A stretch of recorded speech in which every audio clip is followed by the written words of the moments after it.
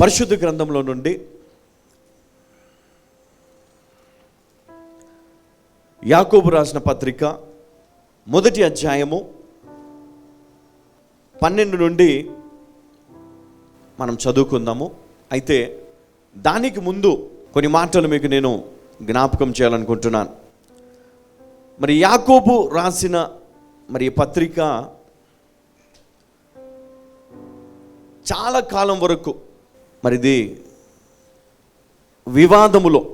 వివాదాస్పదం, అంటే అంగీకరించలేకపోయారనమాట అందరూ. మరి ఇది యాకోబు రాశాడని ఎన్నో సంవత్సరాలు మరి మొత్తానికి మరి ఈ గ్రంథాన్ని పూర్తి చేయడం జరిగింది. దీనిని పరిచయం చేస్తూ ఈరోజు మరి యాకోబు ఏం తెలియజేస్తున్నాడంటే, రోమా సామ్రాజ్యంలో ఆయన ప్రజలు మరి వారందరినీ జ్ఞాపకము చేస్తూ చెదిరిపోయిన క్రైస్తవులు, అంటే ఆ కాలములో రోమా సామ్రాజ్యంలో చెదిరిపోయినటువంటి క్రైస్తవులు, వారిని ఉద్దేశించి యాకోబు పత్రికను రాసినట్లు కనిపిస్తుంది. కానీ నిజానికి మరి ఈ యొక్క పత్రికలో మనం చూసినట్లయితే ప్రతి ఒక్క క్రైస్తవునికి ఆయన ఈ యొక్క పత్రికను రాస్తూ ఉన్నాడు. మరి పత్రికలో మనం చూసినట్లయితే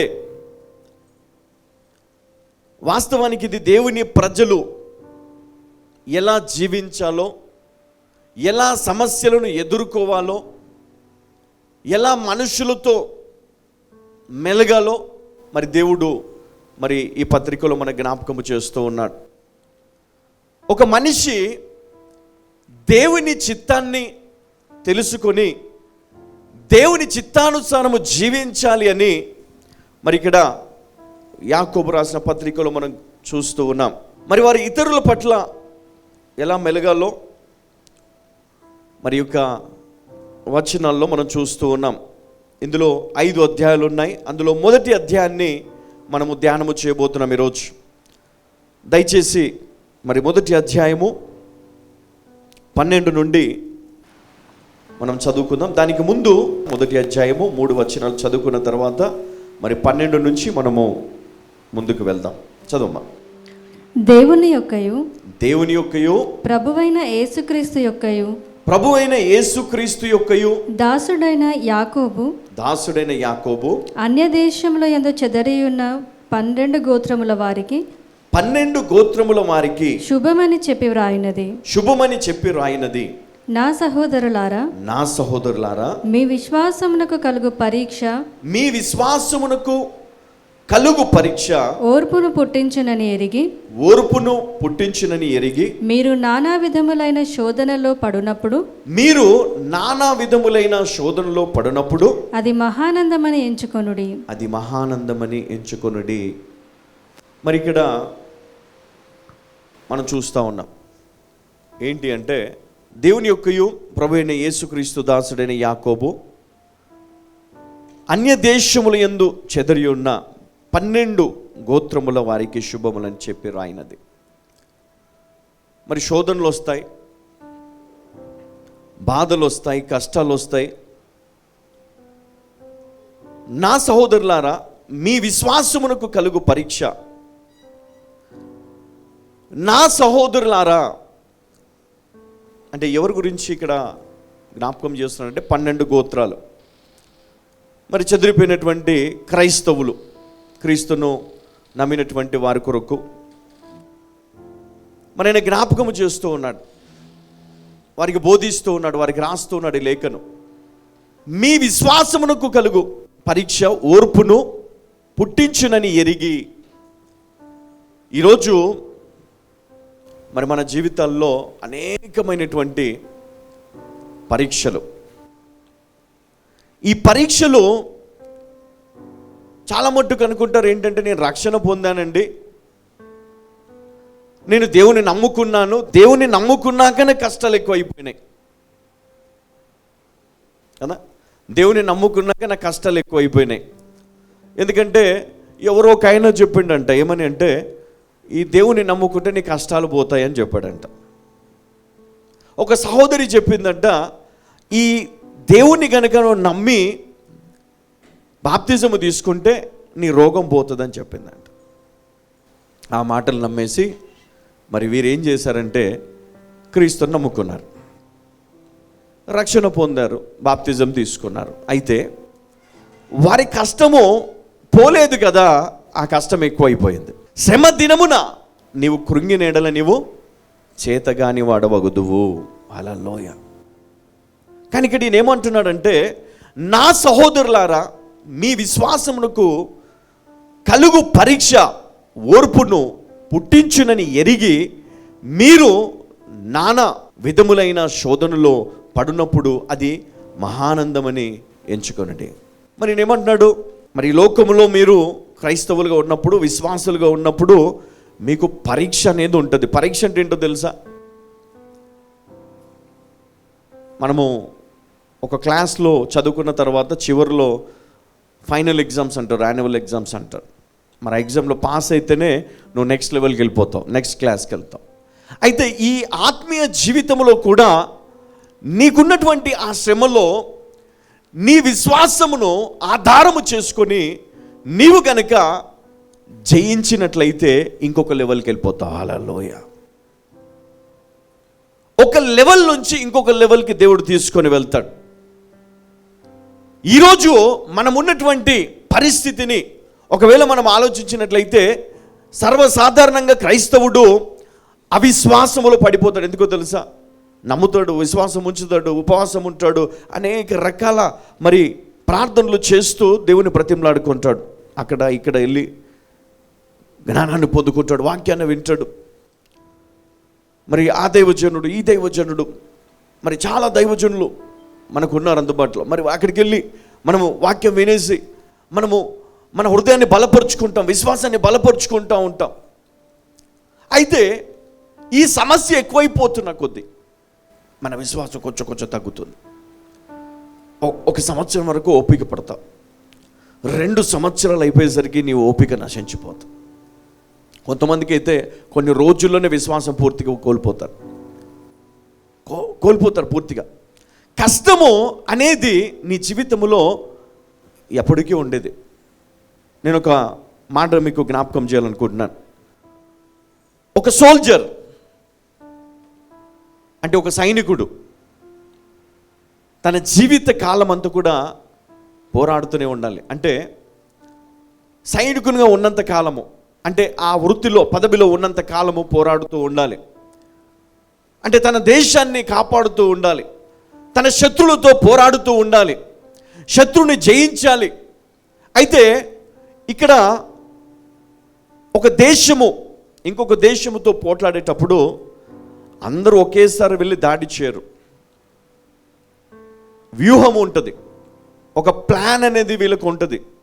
ఏం చేస్తారంటే ఫస్ట్ ఫ్రంట్ లైన్లో కొంతమందిని పెడతారు. వారు గోడలాగా మరి వారిని ఎదుర్కోవాలి.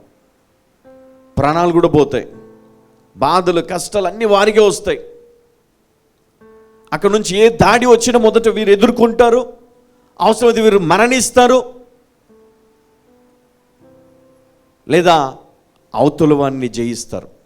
హల్లెలూయా. ఇక్కడ నేను చెప్తున్నాను, జాగ్రత్తగా వినండి. ఈ ఫ్రంట్ లైన్లో ఉన్నటువంటి సైనికులు చాలా బలమైన అన్ని విద్యల్లో, అంటే వారికి అన్ని కూడా ట్రైనింగ్ ఇస్తారనమాట.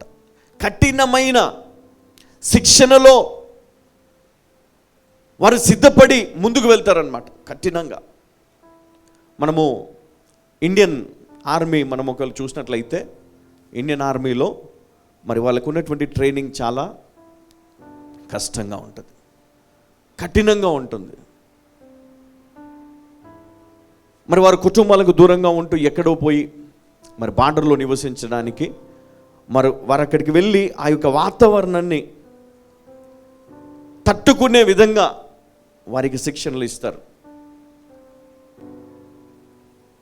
కొన్ని రాత్రులు నిద్రలు ఉండవు వారికి. ఎండైనా వానైనా మంచైనా, అది ఎక్కడైనా ఎడారైనా సరే వారు నిలబడి ఉండాలా. అంటే శత్రువు పైన ఎప్పుడు నిఘానే పెట్టి ఉండాలి. ఒకవేళ వారు కనుక దాంట్లో ఫెయిల్ అయిపోతే శత్రువు వారి దేశంలోనికి ప్రవేశిస్తాడు. కాబట్టి ఈ ఫ్రంట్ లైన్లో ఉన్నటువంటి సోల్జర్స్ ఎప్పుడు కూడా చాలా అప్రమత్తంగా ఉండాలి. ఎందుకంటే ఒకవేళ పోరాడితే వారే మొదట ఎదుర్కొంటారు, వారే మరణిస్తూ ఉంటారు. నేను ఎందుకు చెప్తున్నానంటే చూడండి, క్రైస్తవ జీవితంలో క్రైస్తవులుగా మరి 3 విధాల స్టేజెస్ ఉంటాయి. నంబర్ 1, విశ్వాసాన్ని పొందినటువంటి ఒక వ్యక్తి తన విశ్వాసమును ఎప్పుడైతే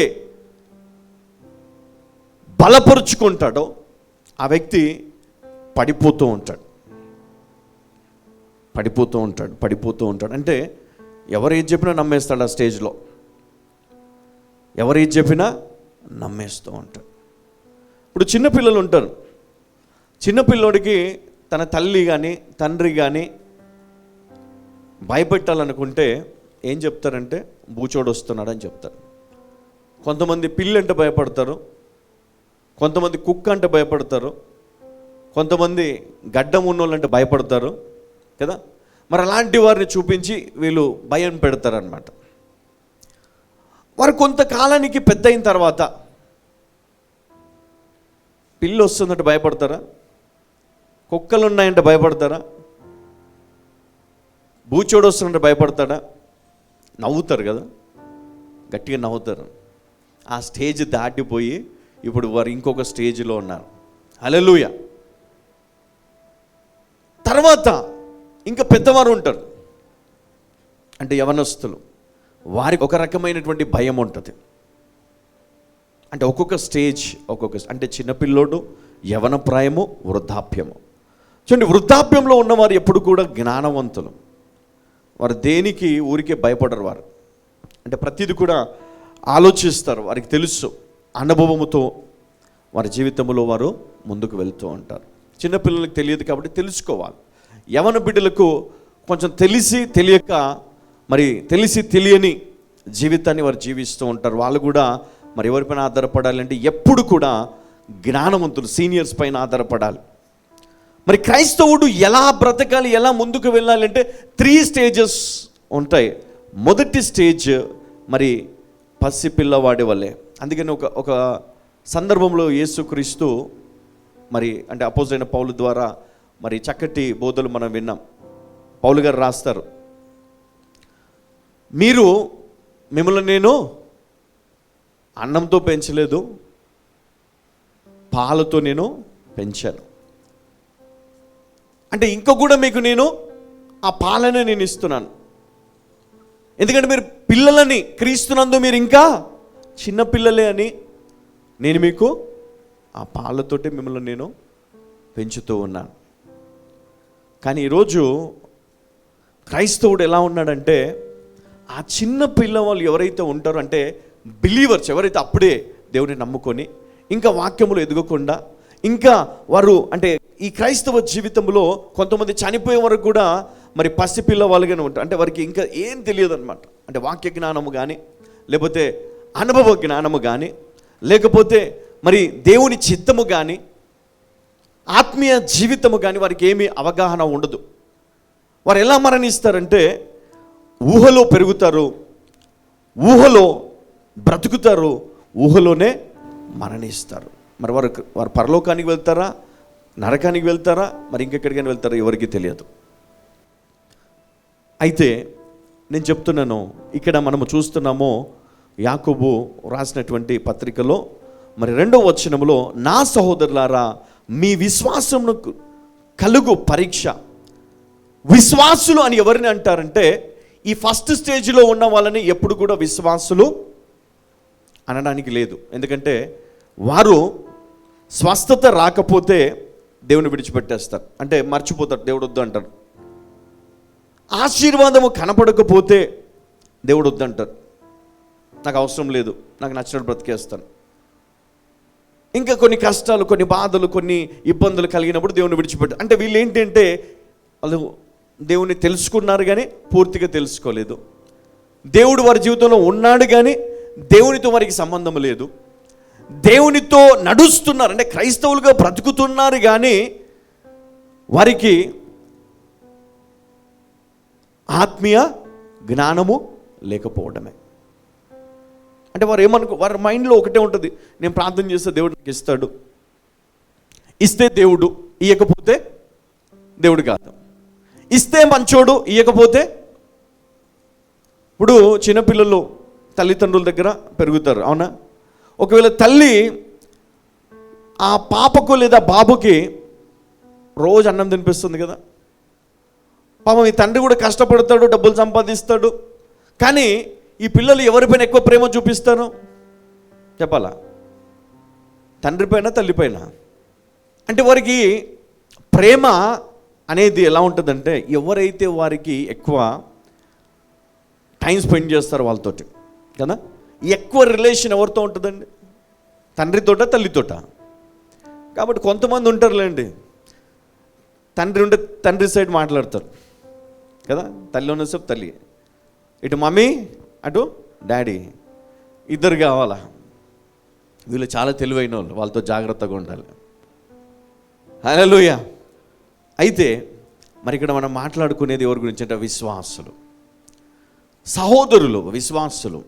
ఎవరి విశ్వాసులు అంటే నువ్వు చిన్నపిల్లవాడివా, యవనస్తుడువా, వృద్ధుడవా, అంటే ఆత్మీయ జీవితంలో, క్రైస్తవ జీవితంలో దేవుని చిత్తాన్ని ఎరిగినవాడు, ఆత్మీయ జ్ఞానము తెలిసినవాడు, పరిశుద్ధ గ్రంథమును ఎరిగినవాడు, ధర్మశాస్త్రమును, కృపను ఎరిగినవాడు. క్రైస్తవులుగా మనము బ్రతికినంత కాలము మనకు పోరాటం ఉంటుందండి. నేను చెప్పాను ఇందాక, ఫ్రంట్ లైన్ సోల్జర్స్ అని, తర్వాత ఇంకొక టీం ఉంటుంది, ఆ తర్వాత ఇంకొక టీం ఉంటుంది. ఫస్ట్ వీళ్ళు ఫ్రంట్లో ఉన్న వాళ్ళు ఎదుర్కోవాలి. వీళ్ళెవరో తెలుసా? వాళ్ళు విశ్వాసములో డిగ్రీలు తీసుకున్న వాళ్ళు. అంటే క్రైస్తవ జీవితంలో మరి విశ్వాస పోరాటములో మరి గొప్పగా పరిగెత్తి సేవ చేస్తూ ముందున్నవారు. ఇప్పుడు చూడండి, అంగీకరించిన అందరూ కూడా సేవ చేయొచ్చు. ఎలా చేయొచ్చు అంటే సాక్ష్యం చెప్పొచ్చు, వాక్యం చెప్పొచ్చు, ప్రార్థన చేయొచ్చు. మరి వారికి కూడా ఎలా ఉంటుందంటే వారికి కూడా స్టేజెస్ ఉంటాయి. ఈరోజు అంగీకరించి రేపే పోయి నేను సువార్త చెప్తానంటే కాదు. వారు ఫ్రంట్ లైన్లో ఉండొచ్చా? ఉండలేరు. ఎందుకు? ఒకవేళ ఈరోజు రక్షణ పొంది నేను ముందుండి నేను పోరాడతాను అంటే అవతల వాని జ్ఞానాన్ని అంచనా వేయాలి. ఆ జ్ఞానం వీరికి ఉండదు. కాబట్టి వీరు ఎప్పుడు కూడా ఈ వెనకాల ఉంటూ ముందు వారి దగ్గర వీరు నేర్చుకోవాలి. నేను చెప్తున్నాను, అందరు జాగ్రత్తగా వినాలి. క్రైస్తవులుగా ఉన్నారు. మీరేం చేయాలి అంటే, మీరు నేర్చుకోవడము మొదట మీకు చాలా అవసరం. అభ్యాసము చేయాలి, చదువుకోవాలి, నేర్చుకోవాలి, తెలుసుకోవాలి, అడగాలి. ఎప్పుడైతే క్రైస్తవుడు ఈ విధంగా ముందుకు వెళ్తాడో జ్ఞానములో ఎదగడం మొదలు పెడతాడు. దేవుని చిత్తమేంటో మనం తెలుసుకుంటాము,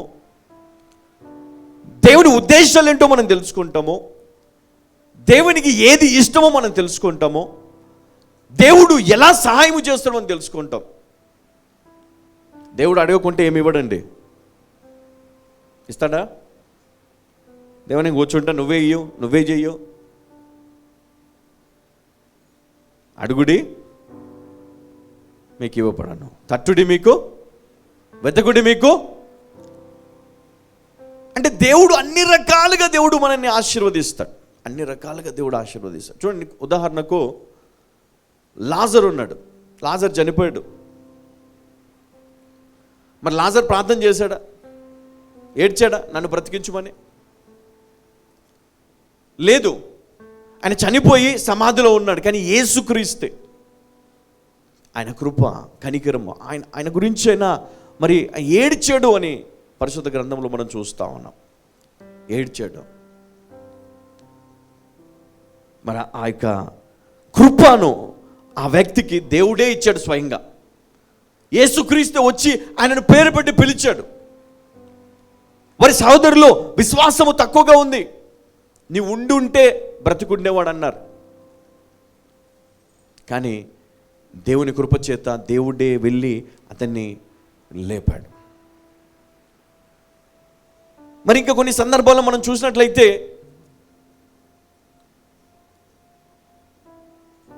శతాధిపతి దాసుని కొరకు బ్రతిమలాడాడు. ఒక స్త్రీ ఆయన వస్త్రమును ముట్టుకుంది, విశ్వాసము చేత స్వస్థత వచ్చింది అక్కడ. అప్పుడు ఆయన ఏమన్నాడు, మీ విశ్వాసమే మిమ్మల్ని స్వస్థపరిచింది.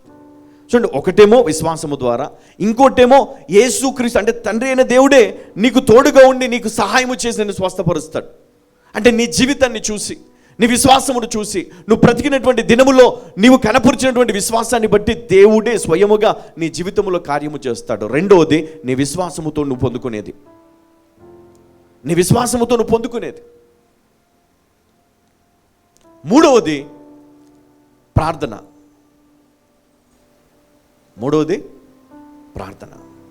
ఒకటి విశ్వాసము ద్వారా, రెండవది దేవుడే స్వయంగా ఇచ్చేది, ఇంకొకటి ప్రార్థన ద్వారా. ఎన్నో రకాల ప్రార్థనలు,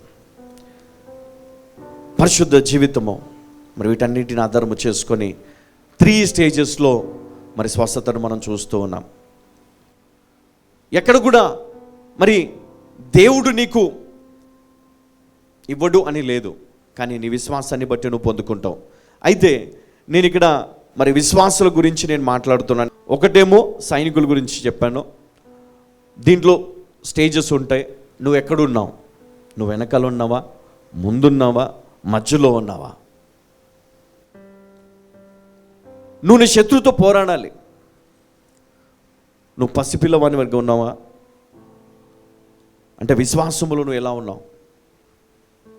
రెండవది, మీరు నానా విధములైన శోధనలో పడునప్పుడు అది మహానందమని ఎంచుకోనండి. ఎందుకంటున్నాడు ఈ మాట?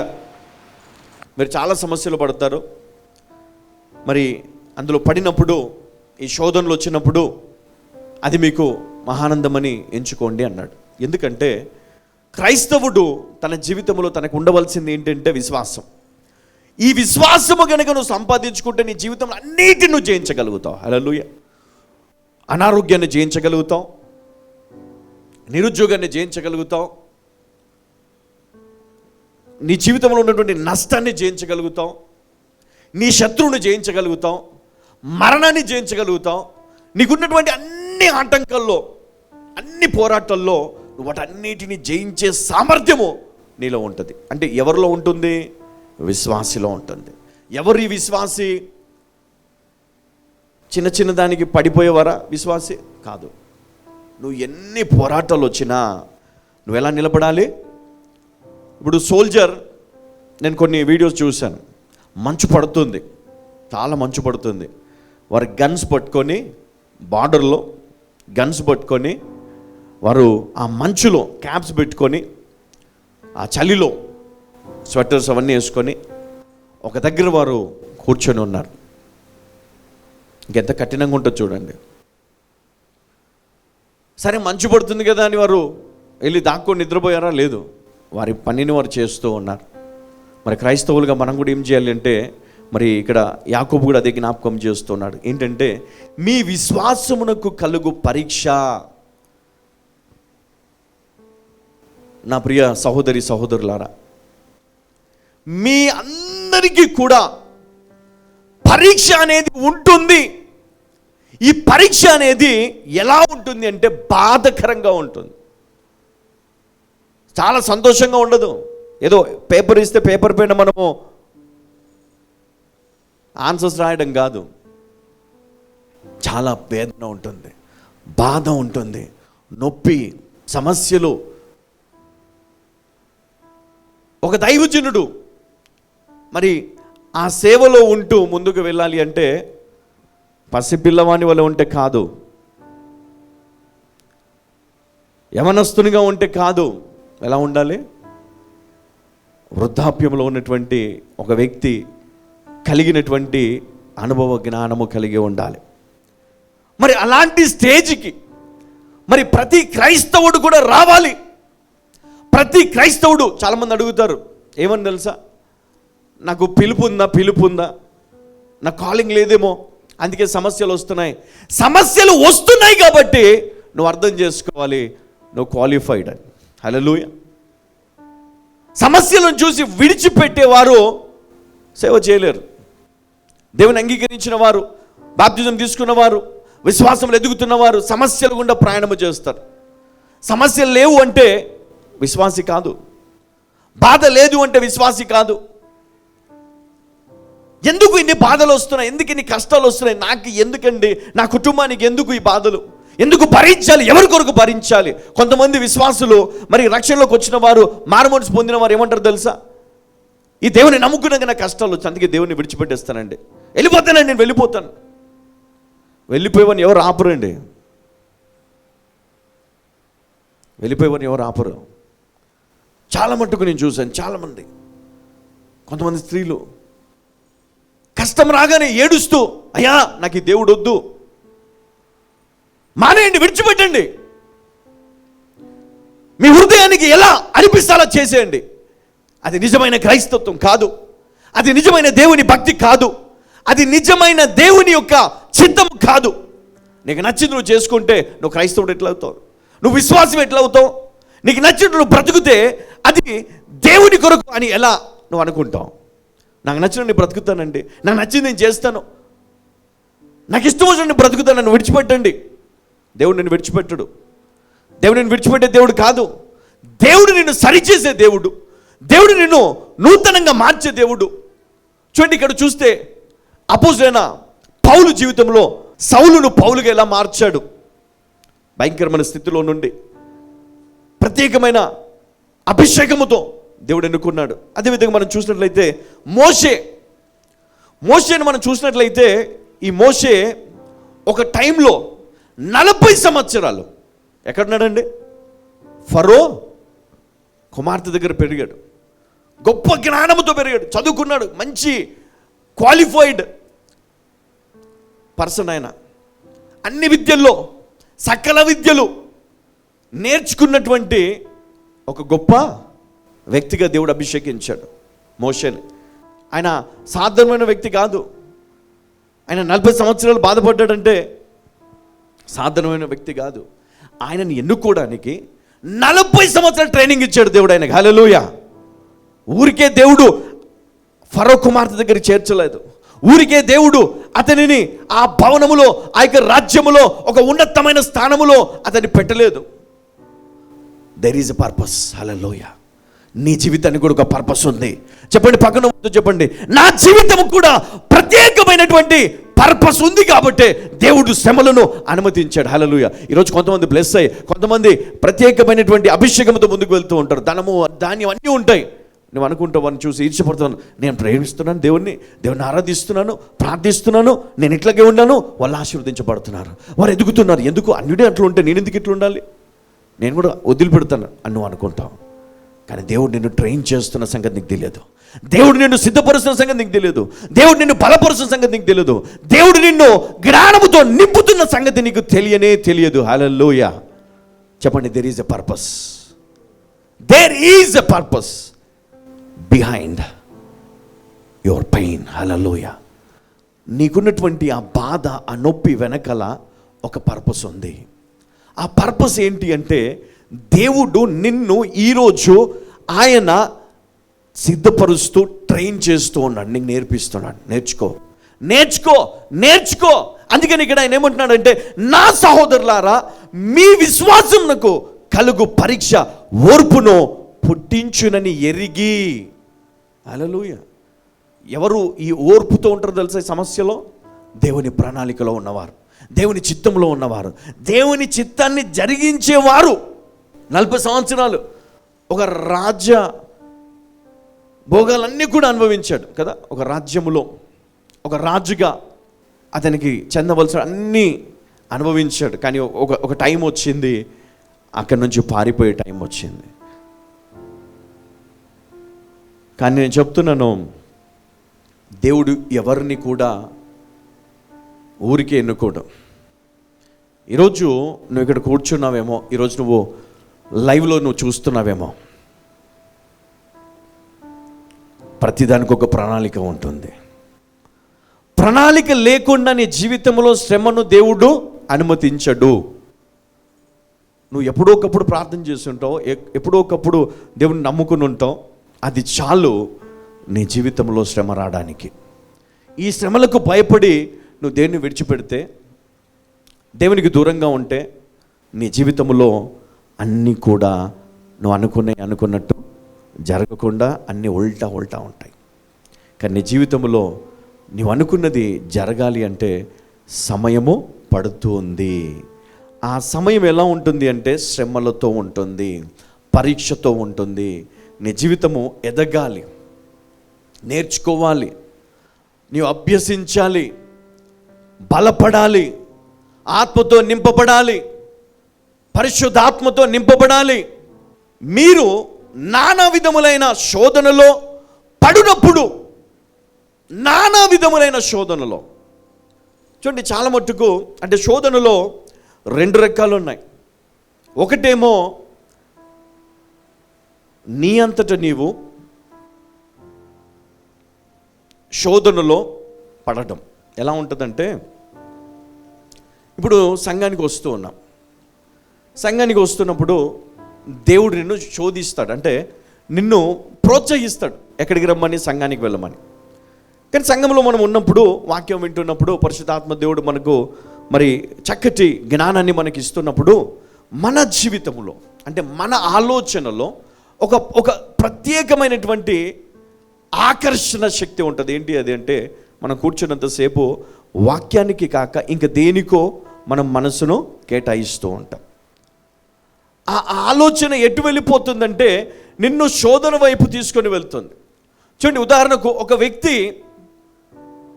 ఒక వ్యక్తిని చూసినప్పుడు, అంటే ఒక స్త్రీ ఒక పురుషుడిని చూసినప్పుడు, లేదా ఒక పురుషుడు ఒక స్త్రీని చూసినప్పుడు, మరి అక్కడ మనము ఏం గమనిస్తాము అంటే, వారిలో తెలియని ఏదో ఒక ఆకర్షణ వారికి ఉంటుంది.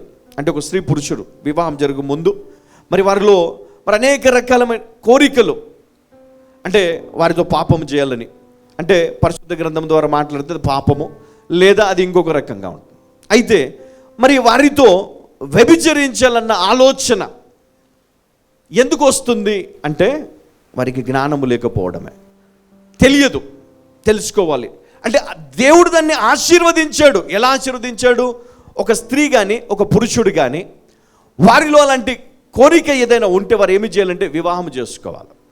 అది పరిశుద్ధమైనది, అది పవిత్రమైనది. కానీ దాన్ని ఏం చేస్తున్నారు అంటే, దాన్ని ఎలా వాడాలో అలా కాకుండా ఇంకొకలాగా వీళ్ళు చేయడం వల్ల అది ఏమైపోయిందంటే పాపముగా ఎంచబడింది దేవుని దృష్టిలో.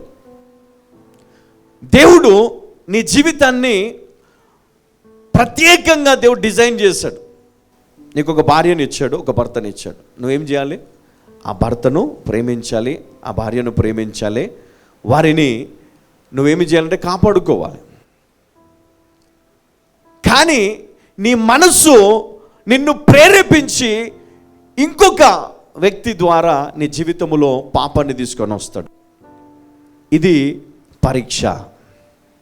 నువ్వు నిలబడతావా, పడిపోతావా? నీ మనసుకి అనిపిస్తుంది ఇదే కరెక్ట్, ఇది బాగుంది.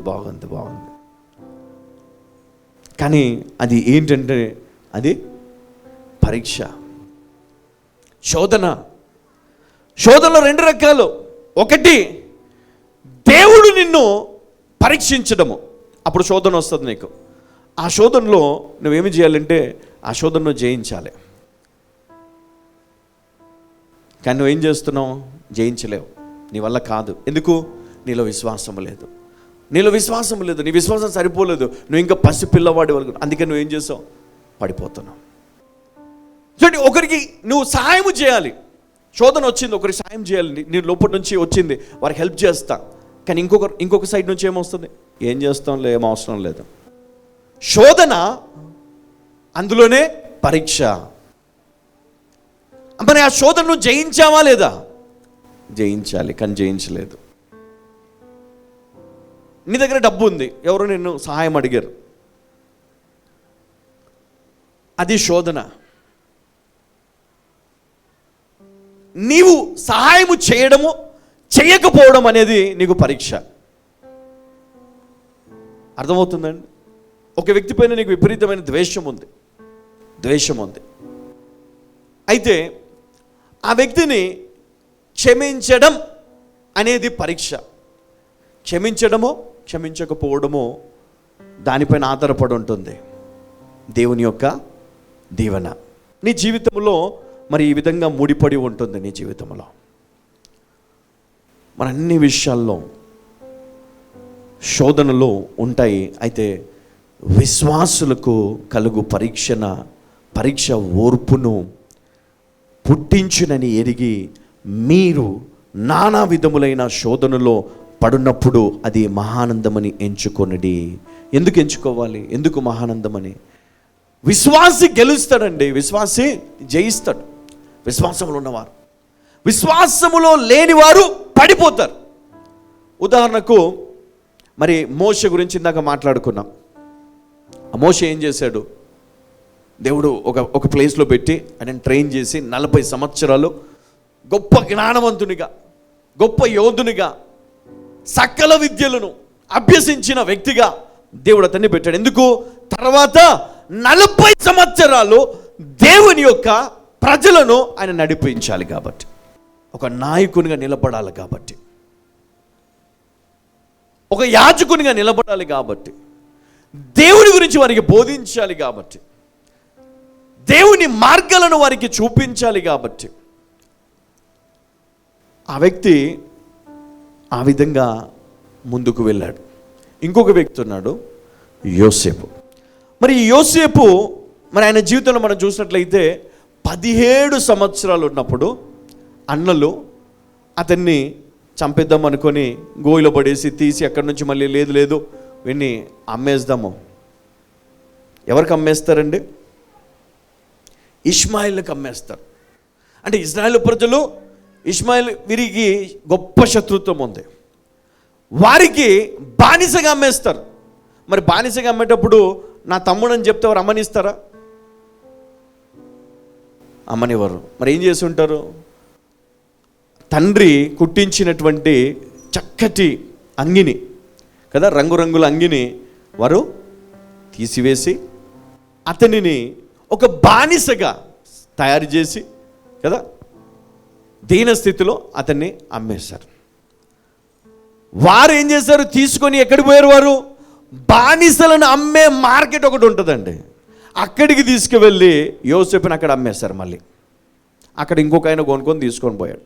అంటే 17 సంవత్సరాల దాకా తండ్రి దగ్గర ఉన్నాడు.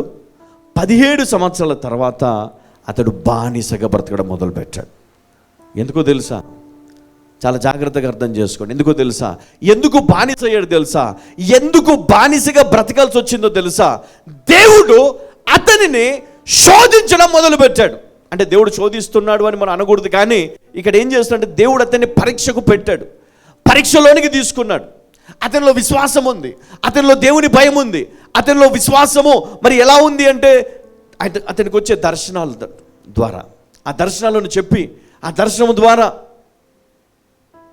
మరి ఎంతో విశ్వాసాన్ని కనపరిచేవాడు. మరి ఆ వ్యక్తి బానిసగా ఎందుకు మారాడు? ఎందుకు అమ్మబడ్డాడు? ఎందుకు తిరిగి చెరసాలకు వెళ్ళాడు? చెరసాలలో ఎందుకు ఉండాల్సి వచ్చింది అంటే దేవుడు అతనిని ఏమి చేయాలనుకున్నాడు? ఒక ఉన్నతమైన స్థానంలో పెట్టాలని దేవుడు ఒక ప్లాన్ డిజైన్ చేసుకున్నాడు. అందుకే అతనికి పరీక్షలు వచ్చాయి, శ్రమలు వచ్చాయి, వేదనలు వచ్చాయి, చెరసాలకు వెళ్ళాడు, అవమానించబడ్డాడు, తృణీకరించబడ్డాడు.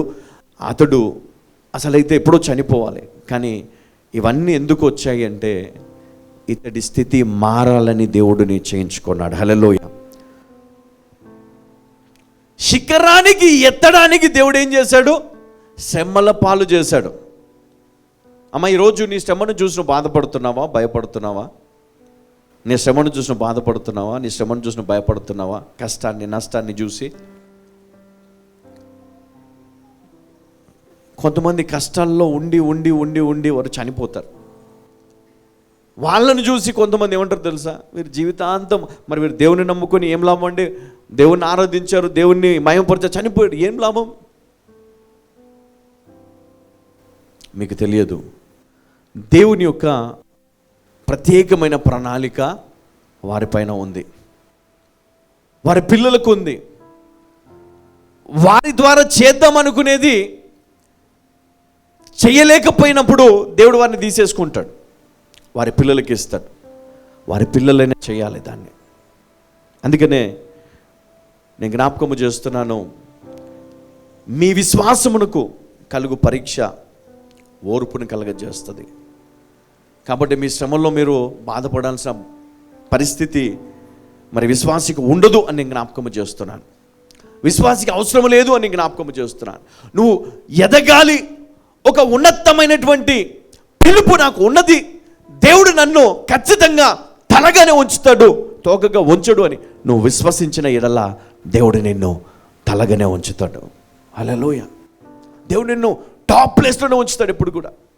మరి మోషే విషయంలో ఎందుకు అలా జరిగింది? ఒకప్పుడు టాప్ ప్లేస్లో ఉన్నాడు, తర్వాత మళ్ళీ ఎందుకు ఆయన శ్రమల పాలయ్యాడు? ఎందుకు ఆయన ఎడారిలో ప్రయాణం చేయాల్సి వచ్చింది అంటే, ఇవన్నీ కూడా ఈ లోకంలో ఈ ధనము, ఈ ఉన్నతమైనటువంటి పదవులు, ఇవన్నీ కూడా ఎందుకు అంటే ఈ లోకము కొరకు. కానీ పరలోక సంబంధమైనవి మనం పొందుకోవాలి అంటే దేవుని పరీక్షకు మనము ఖచ్చితంగా ఓర్పుతో ప్రయాణము చేయాలి, ఓర్పుతో ప్రయాణము చేయాలి.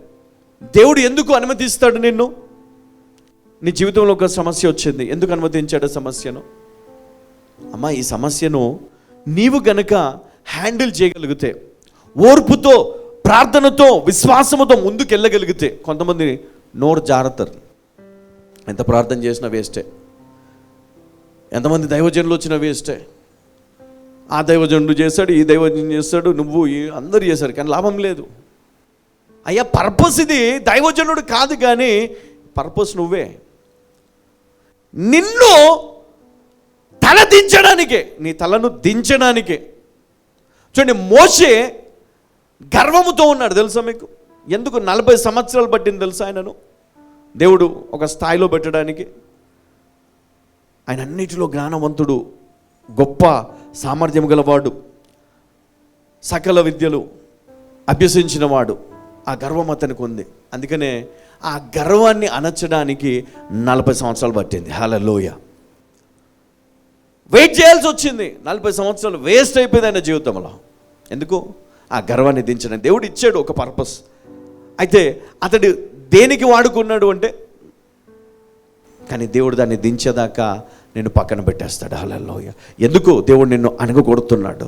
ఎందుకు దేవుడు నిన్ను శ్రమల పాలు చేస్తున్నాడు? ఎందుకు ఎందుకు ఎందుకు? దేవా, నాలో ఏమైనా ఉందా? అది నేను తెలుసుకోవాలా? నాలో గర్వం ఉందా? నాలో ద్వేషం ఉందా? నాలో అసూయ ఉందా? నేను ఇతరులను నేను ఓర్వలేకపోతున్నానా? ఇతరులను నేను మాటలు అంటున్నానా? నేను వారిని బాధ పెడుతున్నానా? క్షమించలేకపోతున్నానా? ఏం చేస్తున్నాను నేను ఏమి చేయలేకపోతున్నాను? ఏమి గ్రహించలేకపోతున్నాను? నువ్వు నాకు ఏం చెప్పాలనుకుంటున్నావు? అయ్యా, నాకు బోధించు, నువ్వు నాకు ఏం చెప్పాలనుకుంటున్నావు? దేవుడు మరి మోషకి ఎన్నో రకాలుగా చివరకు ఆయన ఎలా చెప్పాడు? ఒక మండుచున్న పొద ద్వారా మోషతో మాట్లాడాడు. అప్పటిదాకా చాలా సమయం పోయింది. చాలా ఒక స్థాయి నుండి ఇంకో స్థాయికి వెళ్ళిపోయాడు కదా. ఊహించుకోండి, ఒక రాజు కుమారుడిగా పెరిగినటువంటి వ్యక్తి ఎక్కడ వెళ్ళిపోయాడు? ఏం చేస్తున్నాడు? ఇప్పుడు మీరే ఉన్నారనుకోండి, మీరు ఒక టాప్ ప్లేస్లో ఉన్నారు, ఉన్నట్టుండి ఒకటేసారి ఏదో ఒక పల్లెటూరుకి తీసుకొని వెళ్ళిపోయి, అందరికీ దూరంగా తీసుకొని వెళ్ళిపోయి, అక్కడ మేకలను, గొర్రెలను, బర్రెలను వీటిని కాయమంటే ఏం చేస్తారు? అంటే వాటిని పెంచేవారు, పోషించేవారు, మరి వారికి అది వృత్తి, అది వారికి గొప్పతనం. కానీ ఒక స్థాయిలో ఉన్నవాడిని తీసుకొని అక్కడికి వెళ్తే వారికి ఎలా ఉంటుంది? నిజంగా చాలా కష్టం కదా, చాలా కష్టం. ఇప్పుడు మీరే ఉన్నారు, ఒక ఉద్యోగం చేస్తున్నారు, ఇట్లా కాదు, ఏదో కష్టం వచ్చింది, తప్పనిసరి పారిపోయారు ఎక్కడికో, పందులు మేపాల్సి వచ్చింది, ఏం చేస్తారు? ముఖం దాచుకొని పందులు మేపేస్తారు. అవునా కదా? బ్రతకాలి కదా. చాలా ఉన్నతమైన స్థానంలో దేవుడు పెట్టాడు, నిన్ను ఆశీర్వదించాడు, డబ్బులు ఇచ్చాడు, ఉద్యోగం ఇచ్చాడు, భార్యని ఇచ్చాడు, పిల్లలని ఇచ్చారు. ఏదో నువ్వు శోధనలో పడ్డావు, పరీక్షకు నిలబడ్డావు, కానీ జయించలేదు, పాపం చేసావు, మోసపోయావు, పారిపోయావు. ఎక్కడికి? నీ భార్యకు, నీ పిల్లలకు, నీ తల్లిదండ్రుల ముఖం చూపించుకోలేదు, ఎక్కడికి వెళ్ళిపోయావు, ఎక్కడికో పారిపోయావు. ఏం చేస్తావు అక్కడ? సర్టిఫికెట్లు లేవు, ఎక్స్పీరియన్స్ లేదు, ఎవడు ఉద్యోగం ఇవ్వడు, ముఖం తెలియదు. ఏం చేస్తావు? కూలి పనైనా చేస్తావన్నా? ఎంతోమంది ఇక్కడ నుంచి పారిపోయి, అప్పుల బాధకు పారిపోయి, మరి దుబాయ్ కానీ సౌదీ కానీ ఇంకా చాలా దేశాలకు పారిపోయి అక్కడికి వెళ్ళి ఏదో చేద్దాం అనుకొని అక్కడ ఏం చేస్తున్నారు తెలుసా? బాత్రూమ్లు కడుగుతున్నారు, బానిసగా పని చేస్తున్నారు అక్కడ. ఎందుకు తెలుసా? ఇక్కడ ముఖం లేదు, అప్పుల వాళ్ళకి ముఖం చూపించలేరు. ఎందుకు తెలియదు. సమస్యలు వచ్చాయి, వేదనలు వచ్చాయి, బాధలు వచ్చాయి, దేవుడు అక్కడికి తీసుకెళ్ళిపోయాడు. దెర్ ఈజ్ అ పర్పస్, ఒక ప్రణాళిక, ఒక ఏర్పాటు ఉంది. నువ్వు అలా ఉండలేవు, చేయలేవు, కానీ తగ్గించుకొని చేయాలి, తప్పదు. ఎందుకు?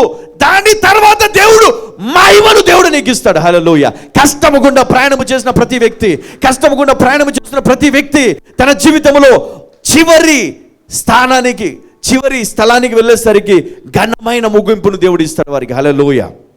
అందుకే మోషే జీవితము ఘనముగా ముగిసింది, అందుకే యోసేపు జీవితము ఘనముగా ముగిసింది.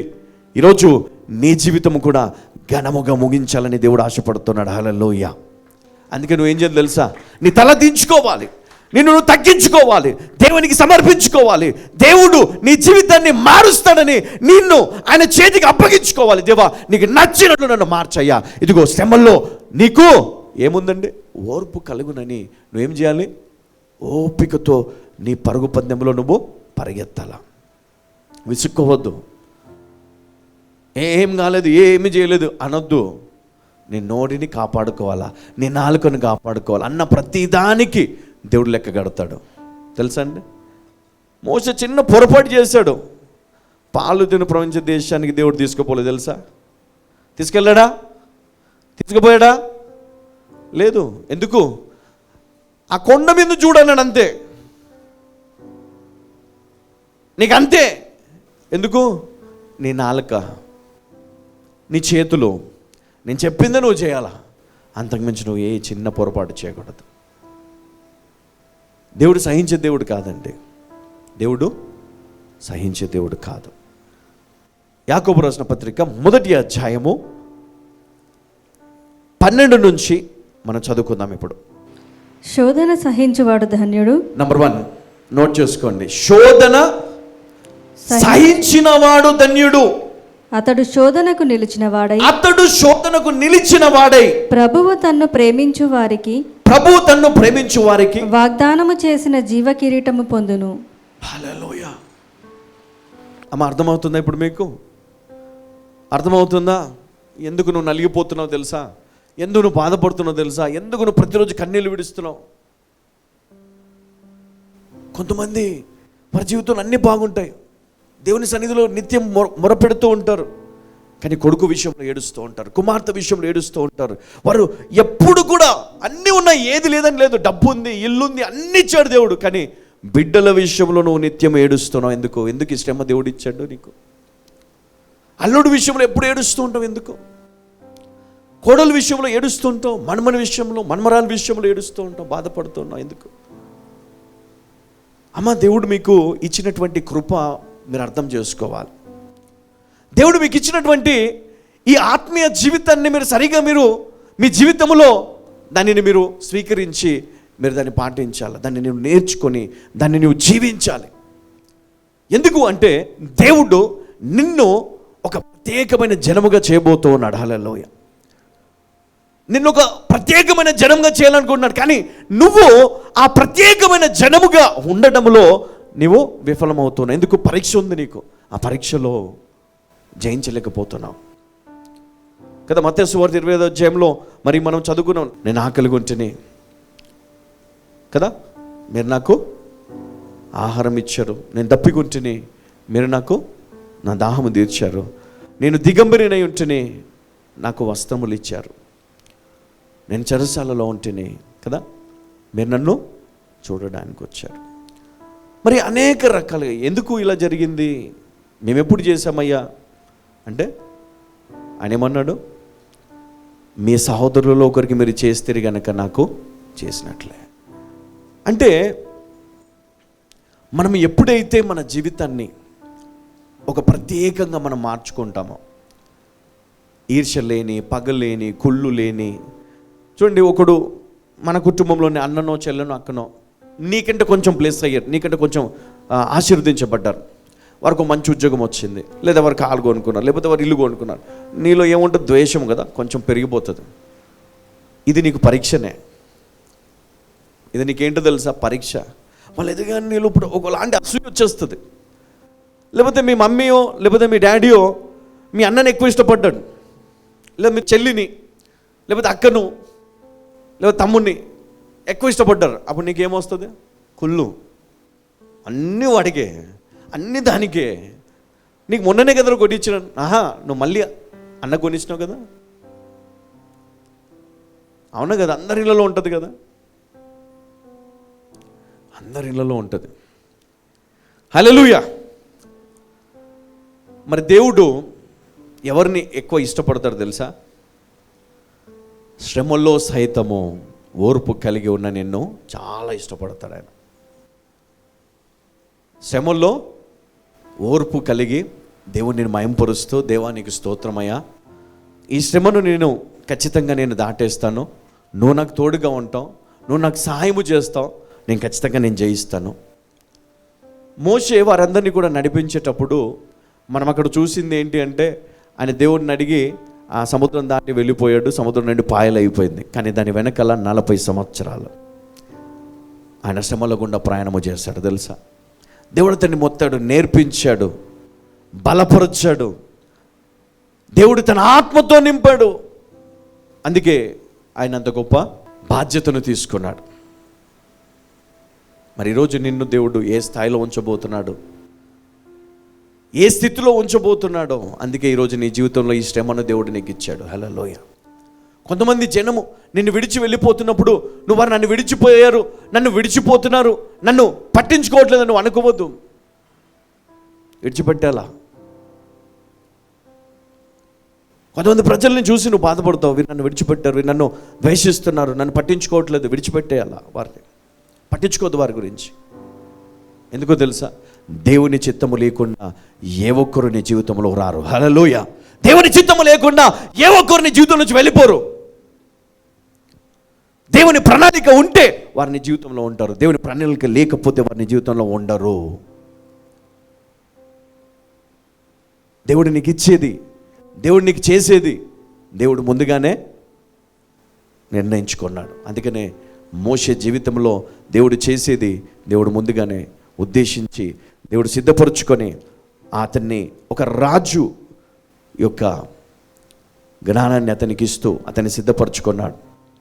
కానీ అతడు ఏం చేశాడంటే, అతడు ఒక వ్యక్తి మరణానికి కారకుడయ్యాడు. అంటే శోధన వచ్చింది, ద్వేషం, కోపము అతనిలో ఆపుకోలేకపోయాడు, సహించలేకపోయాడు. అందుకనే అతడు పారిపోవాల్సి వచ్చింది. మరి ఈరోజు నీ స్థితి ఏంటి? నీ సమస్యలో, నీ శోధనలో, నీ పరీక్షలో నువ్వు నిలబడి నువ్వు గెలవగలవా? ఒకవేళ గెలవాలంటే ఎలా గెలవాలి, ఎలా దానిని అధిగమించాలి అంటే, ప్రతి ఒక్కరి జీవితంలో 3 లెవెల్స్ ఉంటాయి, 3 స్టేజెస్ ఉంటాయి. ఒకటి పెయిన్, సమస్యలు, శోధనలు, బాధలు. రెండవది పరిశుద్ధమైన జీవితం. పరిశుద్ధమైన జీవితం రెండవది. మూడవది ప్రాస్పరిటీ. మూడవది సమృద్ధి జీవం.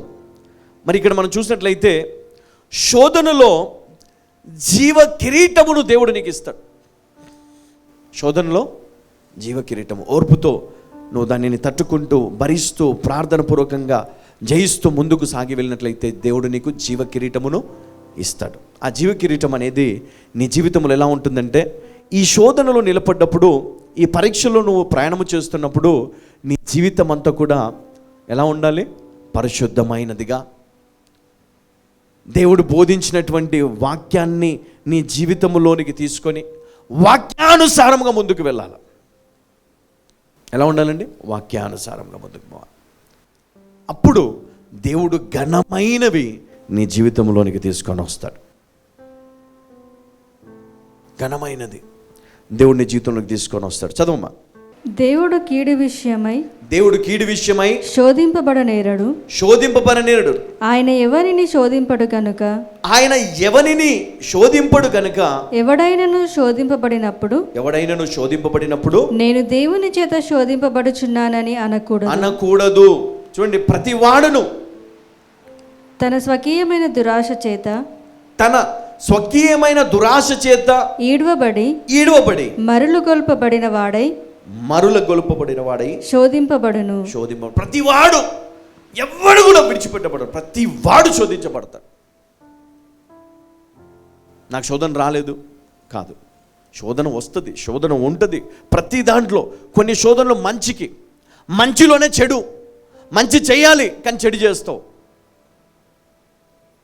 నీ జీవితాన్ని మార్చుకోవాలి కానీ చెడిపోతావు.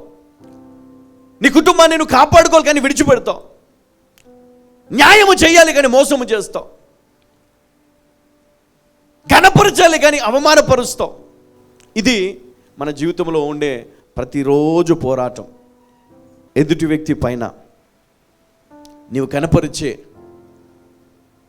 దేవుని ప్రేమ నీ జీవితాన్ని మారుస్తుంది. హల్లెలూయా. నీ జీవితాన్ని మారుస్తుంది. ఒక ప్రత్యేకమైనటువంటి దీవెన నీ పైనకి తీసుకొని వస్తుంది. ఒక ప్రత్యేకమైన ప్రణాళిక నీ పైన ఉంటుంది. ఇందాక మనం చూసావు, మోషే కావచ్చు, యోసేపు కావచ్చు, దావీదు కావచ్చు. మరి దావీదు కూడా రాజు కావడానికి మరి అతడు చాలా కాలము నేర్చుకోవాల్సి వచ్చింది. దేవుని కీర్తిస్తూ, దేవుని యందు భయభక్తుల్లో ఎదుగుతూ అతడు కూడా ఒక ప్రత్యేకమైనటువంటి జీవితాన్ని కలిగి ఉన్నాడు. అందుకే దేవుడు అతన్ని రాజుగా పెట్టాడు. కానీ అతని విశ్వాసములో అతడు స్థిరముగా నిలబడలేదు. పరీక్షలు వస్తూనే ఉన్నాయి ఆయన జీవితంలో. మరి ఈరోజు నీ జీవితంలో పరీక్షలు వస్తూ ఉంటే నువ్వు ఆ పరీక్షలో నిలబడకుండా మరి నువ్వు తప్పించుకోవాలని చూస్తున్నావు. సమస్య వచ్చిందా? నా వల్ల కాదు. నీ తల్లికి చెప్పడం, లేదు నీ తండ్రికి చెప్పడం, తండ్రిపైన వేయడం, తల్లిపైన వేయడం, అన్నపైన వేయడం, తమ్ముడిపైన వేయడం, చెల్లిపైన వేయడం, అందరిపైన వదిలేసి నువ్వు పారిపోతావు. కానీ దేవుడు నీకేం నేర్పిస్తాడు తెలుసా? సమస్య వచ్చినప్పుడు ఆ సమస్యను ఎదుర్కోవాలి. చూడండి, ఉదాహరణకు మీకు చాలా ఈజీగా అర్థమయ్యేది ఒకటి చెప్తాను. మీరు ఫైనాన్స్ తీసుకున్నారనుకోండి, లోన్ తీసుకున్నప్పుడు అది కట్టేటప్పుడు మీరు కట్టలేదనుకోండి, ఫోన్స్ వస్తాయి కదా. మీరు ఏం చేస్తారు? ఫోన్ ఎత్తుతారా? ఒకసారి, రెండుసార్లు, మూడుసార్లు, నాలుగోసారి ఎత్తారు, ఐదోసారి ఎత్తారు, తర్వాత పక్కన వాళ్ళతో ఎత్తిస్తారు, తర్వాత మర్చిపోతారు. అదేమైపోతుందంటే నువ్వు ఫోన్ తీసి ఒక సమాధానం నువ్వు ఇస్తే అది ఖచ్చితంగా దానికి సమస్య పెరగకుండా ఆగిపోతుంది. కానీ నువ్వు దాన్ని తప్పించుకోవాలని చూస్తే అది నీ పీకలు చుట్టుకుంటుంది. ఒక చిన్న తప్పు జరిగింది ఉద్యోగంలో, ఒక చిన్న తప్పు జరిగింది. నువ్వు ఆలస్యంగా వెళ్ళావు, లేదా ఆ రోజు ఉద్యోగానికి వెళ్ళలేదు. కారణం చెప్పడానికి నీకు ధైర్యం లేక నువ్వు డ్యూటీ మానేసావు. చాలామంది అంతే, కారణం చెప్పలేరు. ఆ మేనేజర్కో లేదా బాస్కో కారణం చెప్పడం ఇష్టం ఉండదు, భయము, మానేస్తారు. కంపెనీ, ఉద్యోగం పోతుంది, ఇన్కమ్ ఉండదు, కష్టపాలు, నష్టాల్లో. కానీ ఇక్కడ నువ్వు ఒక చిన్న పని ఏం చేయాలా? ధైర్యంగా నిలబడాలి. అవును, ఏం కాదు, నన్ను కొట్టరు, చంపరు, నేను వెళ్ళి సమాధానం ఇవ్వాలి, నేను నిలబడాలి, ముందుకు వెళ్ళాలి. అది ఏదైనా సరే, ఎక్కడైనా సరే, నీ జీవితంలో అయినా సరే, భార్య భర్తల విషయంలో, వారి సంబంధంలో కూడా కొంతమంది భార్య భర్తలు విడిపోతారు. ఎందుకో తెలుసా? కమ్యూనికేషన్ ఉండదు, సరి అయిన మరి మాటలు వారికి ఉండవు. మాట్లాడాలంటే సిగ్గు, భయము, తద్వారా జీవితాలను కోల్పోతూ ఉన్నారు. నేను చెప్తాను, మీ జీవితంలో ఏది ఏమైనా, అది మీ వ్యక్తిగత జీవితమైనా, ఉద్యోగంలో అయినా, మీ కుటుంబ జీవితంలో అయినా, మరి అది ఎక్కడైనా సరే, సమాజంలో అయినా, ఎక్కడైనా సరే మీరు ధైర్యంగా నిలబడాలి. ఎందుకంటే శ్రమ ఓర్పును కలగచేయనని మీరు ధైర్యంగా ఉండాలా. దేవుడు మీకు తోడుగా ఉంటాడని.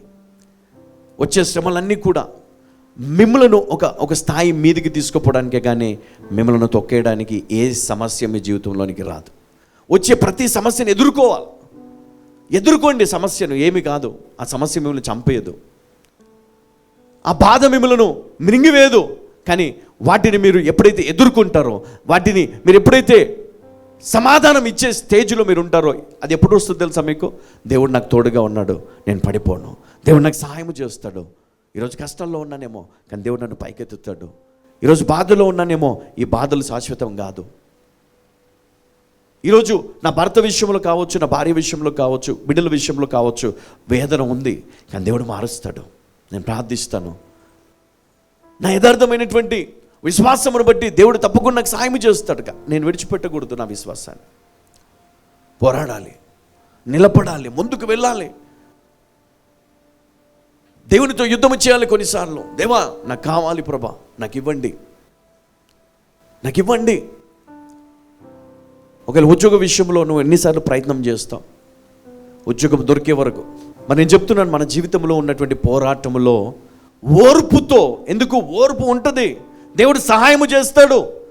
నువ్వు పడిపోవు, దేవుడు నిన్ను నాశనము చేయడు, దేవుడు నిన్ను అప్పగించడు నీ శత్రువుకి, దేవుడు ఆ మరణానికి నేను అప్పగించడు. నీ విశ్వాసం ఉండాలి, నువ్వు నిలబడాలి, విశ్వాసంలో పరిగెత్తాలి. దేవుడు అన్నాడు సముద్రం ఉంది, మరి సముద్రంలో ఎలా ముందుకే వెళ్ళండి మీరు. అయ్యా సముద్రం ఉందయ్యా ముందు. దేవుని పైన విశ్వాసం పెడితే ఆ సముద్రంలో కూడా 2 పాయలు చేసినటువంటి దేవుడు నీ జీవితంలో సమస్యను తీసివేయడా? నీ విశ్వాసం సరిపోదు. మరి నీ విశ్వాసం సరిపోయినప్పుడు ఆ సమస్య అలాగే ఉంటుంది, ఆ బాధ అట్లనే ఉంటుంది, ఆ రోగం అట్లనే ఉంటుంది. మరి వాటి నుంచి నువ్వు బయటికి రావాలి దేవా అని నువ్వు అడిగినప్పుడు దేవుడు నీకు ఏం చేస్తాడు? చూపిస్తాడు. యథార్థంగా ఉండాలి. మరణం ఎప్పుడు వస్తుందో తెలుసా? ఎప్పుడు సమస్య వస్తుందో తెలుసా? ఎప్పుడు అపజయం వస్తుందో తెలుసా? చూడండి, ఇక్కడ పరిశుద్ధ గ్రంథములో అపోస్తలుల కార్యములు 5వ అధ్యాయము మొదటి నుంచి చదువుకుందాం. అననీయ అను ఒక మనుషుడు తన భార్య అయిన సప్పీరాతో ఏకమై పొలం అమ్మెను. భార్య ఎరుకనే వాడు దాని వెలలో కొంత దాచుకొని కొంత తెచ్చి అపోస్తలుల పాదముల యొద్ద పెట్టెను. అప్పుడు పేతురు అననీయ నీ భూమి వెలలో కొంత దాచుకొని పరిశుద్ధాత్మను మోసపరచుటకు సాతాను ఎందుకు నీ హృదయమును ప్రేరేపించెను? అది నీ యొద్ద ఉన్నప్పుడు నీదే కదా. అమ్మిన పిమ్మట అది నీ వశమై ఉండలేదా? ఎందుకు ఈ సంగతి నీ హృదయములో ఉద్దేశించుకున్నావు?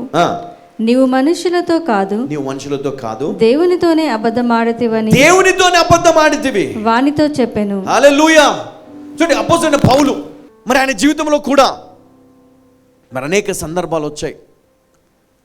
దేవునితో అతను యుద్ధం చేస్తున్నాడు. అంటే దేవుని ప్రజలను, క్రీస్తును ఆరాధించే వారిని, క్రీస్తును నమ్ముకున్న వారందరినీ కూడా బాధ పెట్టేవాడు. మరి దేవుడు ఏం చేస్తాడు? నువ్వు ఎవరితో యుద్ధం చేస్తున్నావు? నా సౌలు, నువ్వు నాతోటి యుద్ధం చేస్తున్నావు, నువ్వు నన్ను బాధ పెడుతున్నావు. అందుకనే అతన్ని ఏం చేశాడు? మొత్తేశాడు. కానీ అతని కళ్ళు తెరిచాడు దేవుడు, అతన్ని మార్చాడు.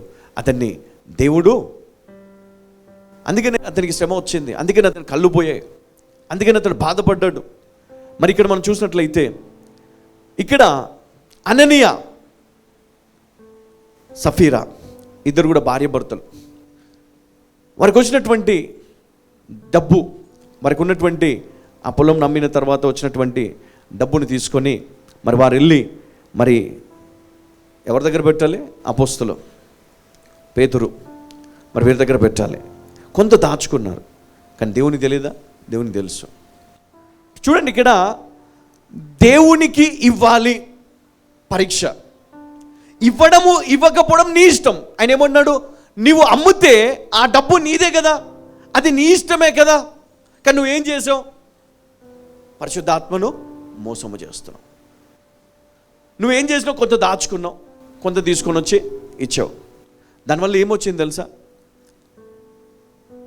నువ్వు దేవుణ్ణి మోసం చేస్తున్నావు, దేవునికి నువ్వు అబద్ధం చెప్తున్నావు. ఎవరికి? నువ్వు ఒక సేవకుని దగ్గర నువ్వు ఏం చేస్తున్నావు అంటే నువ్వు అబద్ధం ఆడుతున్నావు. కానీ అది సేవకుని దగ్గర నువ్వు అబద్ధం ఆడట్లేదు, దేవుని దగ్గర అబద్ధం ఆడుతున్నావు.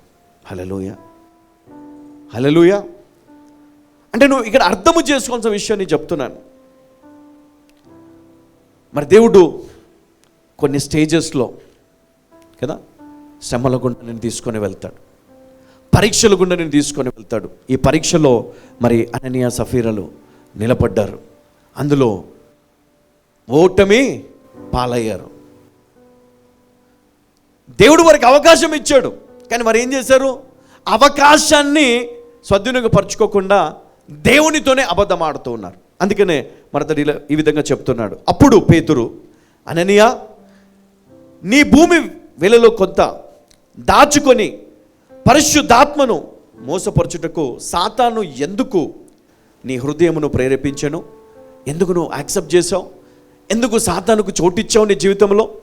చూడండి, సంఘానికి రావాలి, కానీ మరణ భయము ఎందుకు నువ్వు చోటిచ్చావు సాతానికి? ఎందుకు నువ్వు దేవుని మందిరానికి వెళ్ళటం లేదు? ఎందుకంటే వాడు చంపేస్తానంటున్నాడు కదా, ఆ రోగం చంపేస్తానంటుంది కదా. మరి దేవుడు నిన్ను ప్రేరేపించినప్పుడు నువ్వు ప్రార్థన చేయాలి కదా. ఒప్పుకున్నావు కదా దేవుని దగ్గర, దేవుడు నేను ప్రార్థన చేస్తాను, 21 రోజులు ఉపవాసం ఉంటాను, నువ్వు ఒప్పుకున్నావు కదా. మరి ఎందుకు మానేసావు మధ్యలో? ఒకవేళ అనారోగ్యంతో మానేసావు అనుకోండి, పర్లేదు. కొంతమందికి ఫుడ్ మీద ప్రేమ ఎక్కువ. సపోజ్ నువ్వు ఉపవాసం ఉండడం, మీ ఇంట్లో మీ అమ్మ చికెన్ బిర్యానీ చేసింది అనుకోండి, లేకపోతే ప్యారడైజ్ బిర్యానీ వచ్చింది అనుకోండి, వాసన గుమగుమలాడుతుంది. ఏం చేస్తాం? దేవా నీకు స్తోత్రం, ఈ ఒక్కరోజు డుమ్మా కదా, మంచి నీకు నచ్చిన ఫ్రైలు ఏమైనా చేసి ఏదైనా మంచి వంటలు చేసి లేదా స్వీట్ కానీ ఏదైనా పెడితే కథం. 21 రోజులు ఉపవాసం ఉంటుంది దేవా, మందు పాటలు కనబడితే చాలు బంద్ కదా. 21 రోజులు నేను ఖచ్చితంగా ఉపవాసం ఉంటాను, సిగరెట్ తాగను. సిగరెట్ వాడని పక్కన తాగండి అనుకోండి, వీని చేతులు వణుకుడు పడతాయి. తాగల, పోవాలా, గుట్కలు తినాలా, స్నేహితులతో ముచ్చట్లు పెట్టాలా, వ్యర్థమైన మాటలు. నువ్వు ప్రార్థన చేసుకో, దేవా 21 రోజులు నేను టీవీ చూడను, సినిమాలు చూడను, ఏమీ చూడను. పక్కింట్లో నుంచి వినబడతా ఉంటా సీరియల్స్. అప్పుడు అమ్మో ఏమో అయిపోతుంది, పెట్టు టీవీ పెట్టు. 21 రోజులు ఏమైంది?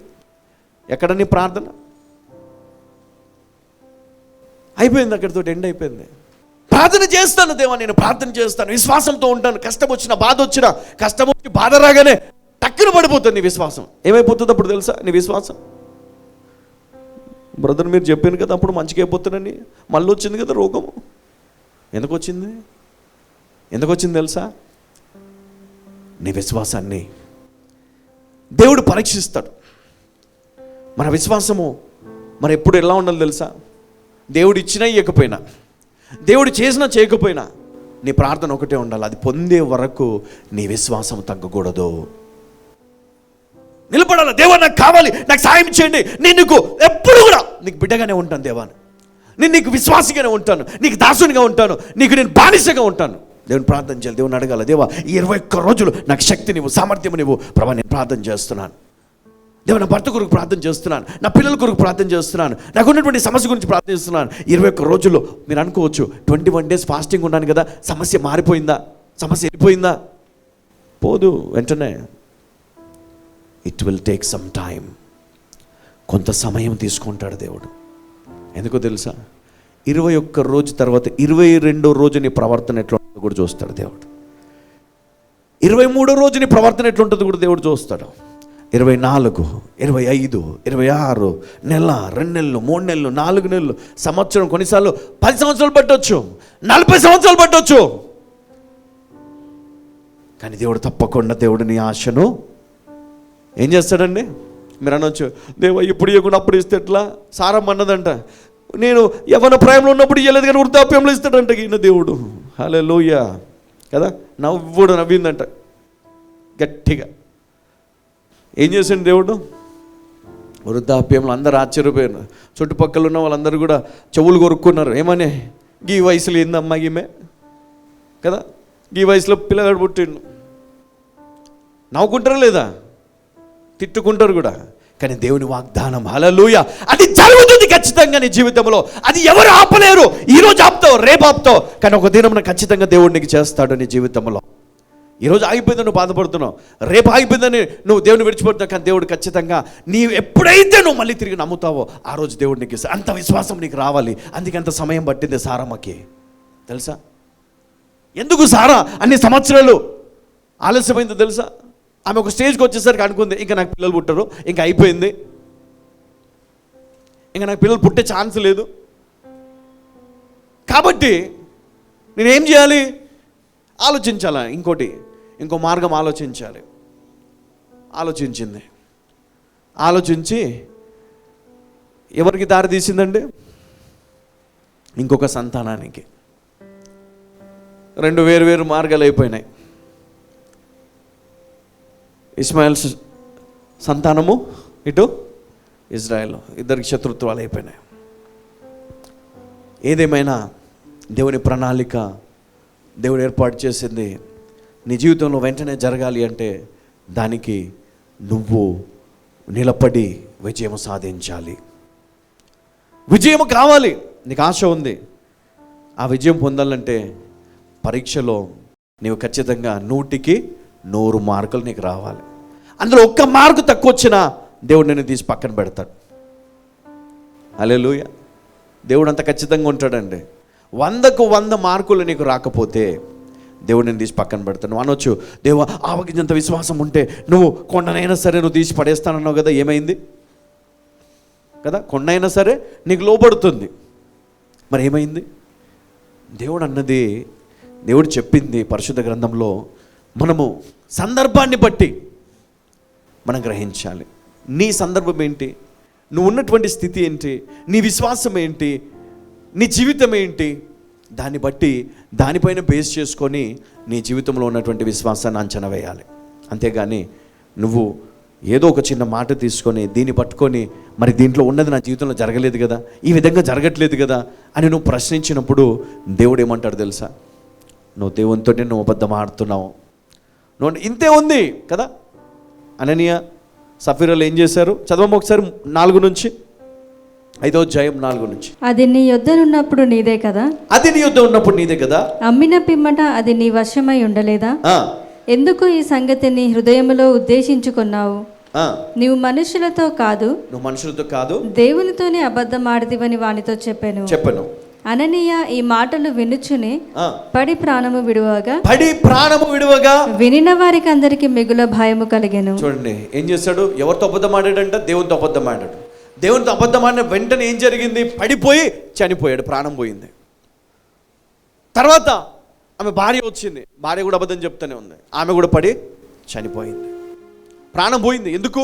నువ్వు మనుషులతో నువ్వు అబద్ధం ఆడవచ్చు, కానీ దేవునితో నువ్వు అబద్ధం ఆడితే దేవుడు ఖచ్చితంగా నిన్ను ఏం చేస్తాడు?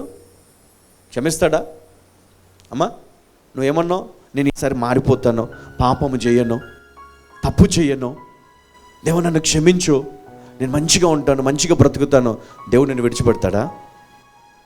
నువ్వు అనుకుంటున్నావు ఇన్ని రోజులు నువ్వు తప్పించుకున్నావు, కానీ దేవుడు ఖచ్చితంగా నిన్ను పట్టుకుంటాడు. జాగ్రత్త, ఖచ్చితంగా దేవుడు నిన్ను పట్టుకుంటాడు.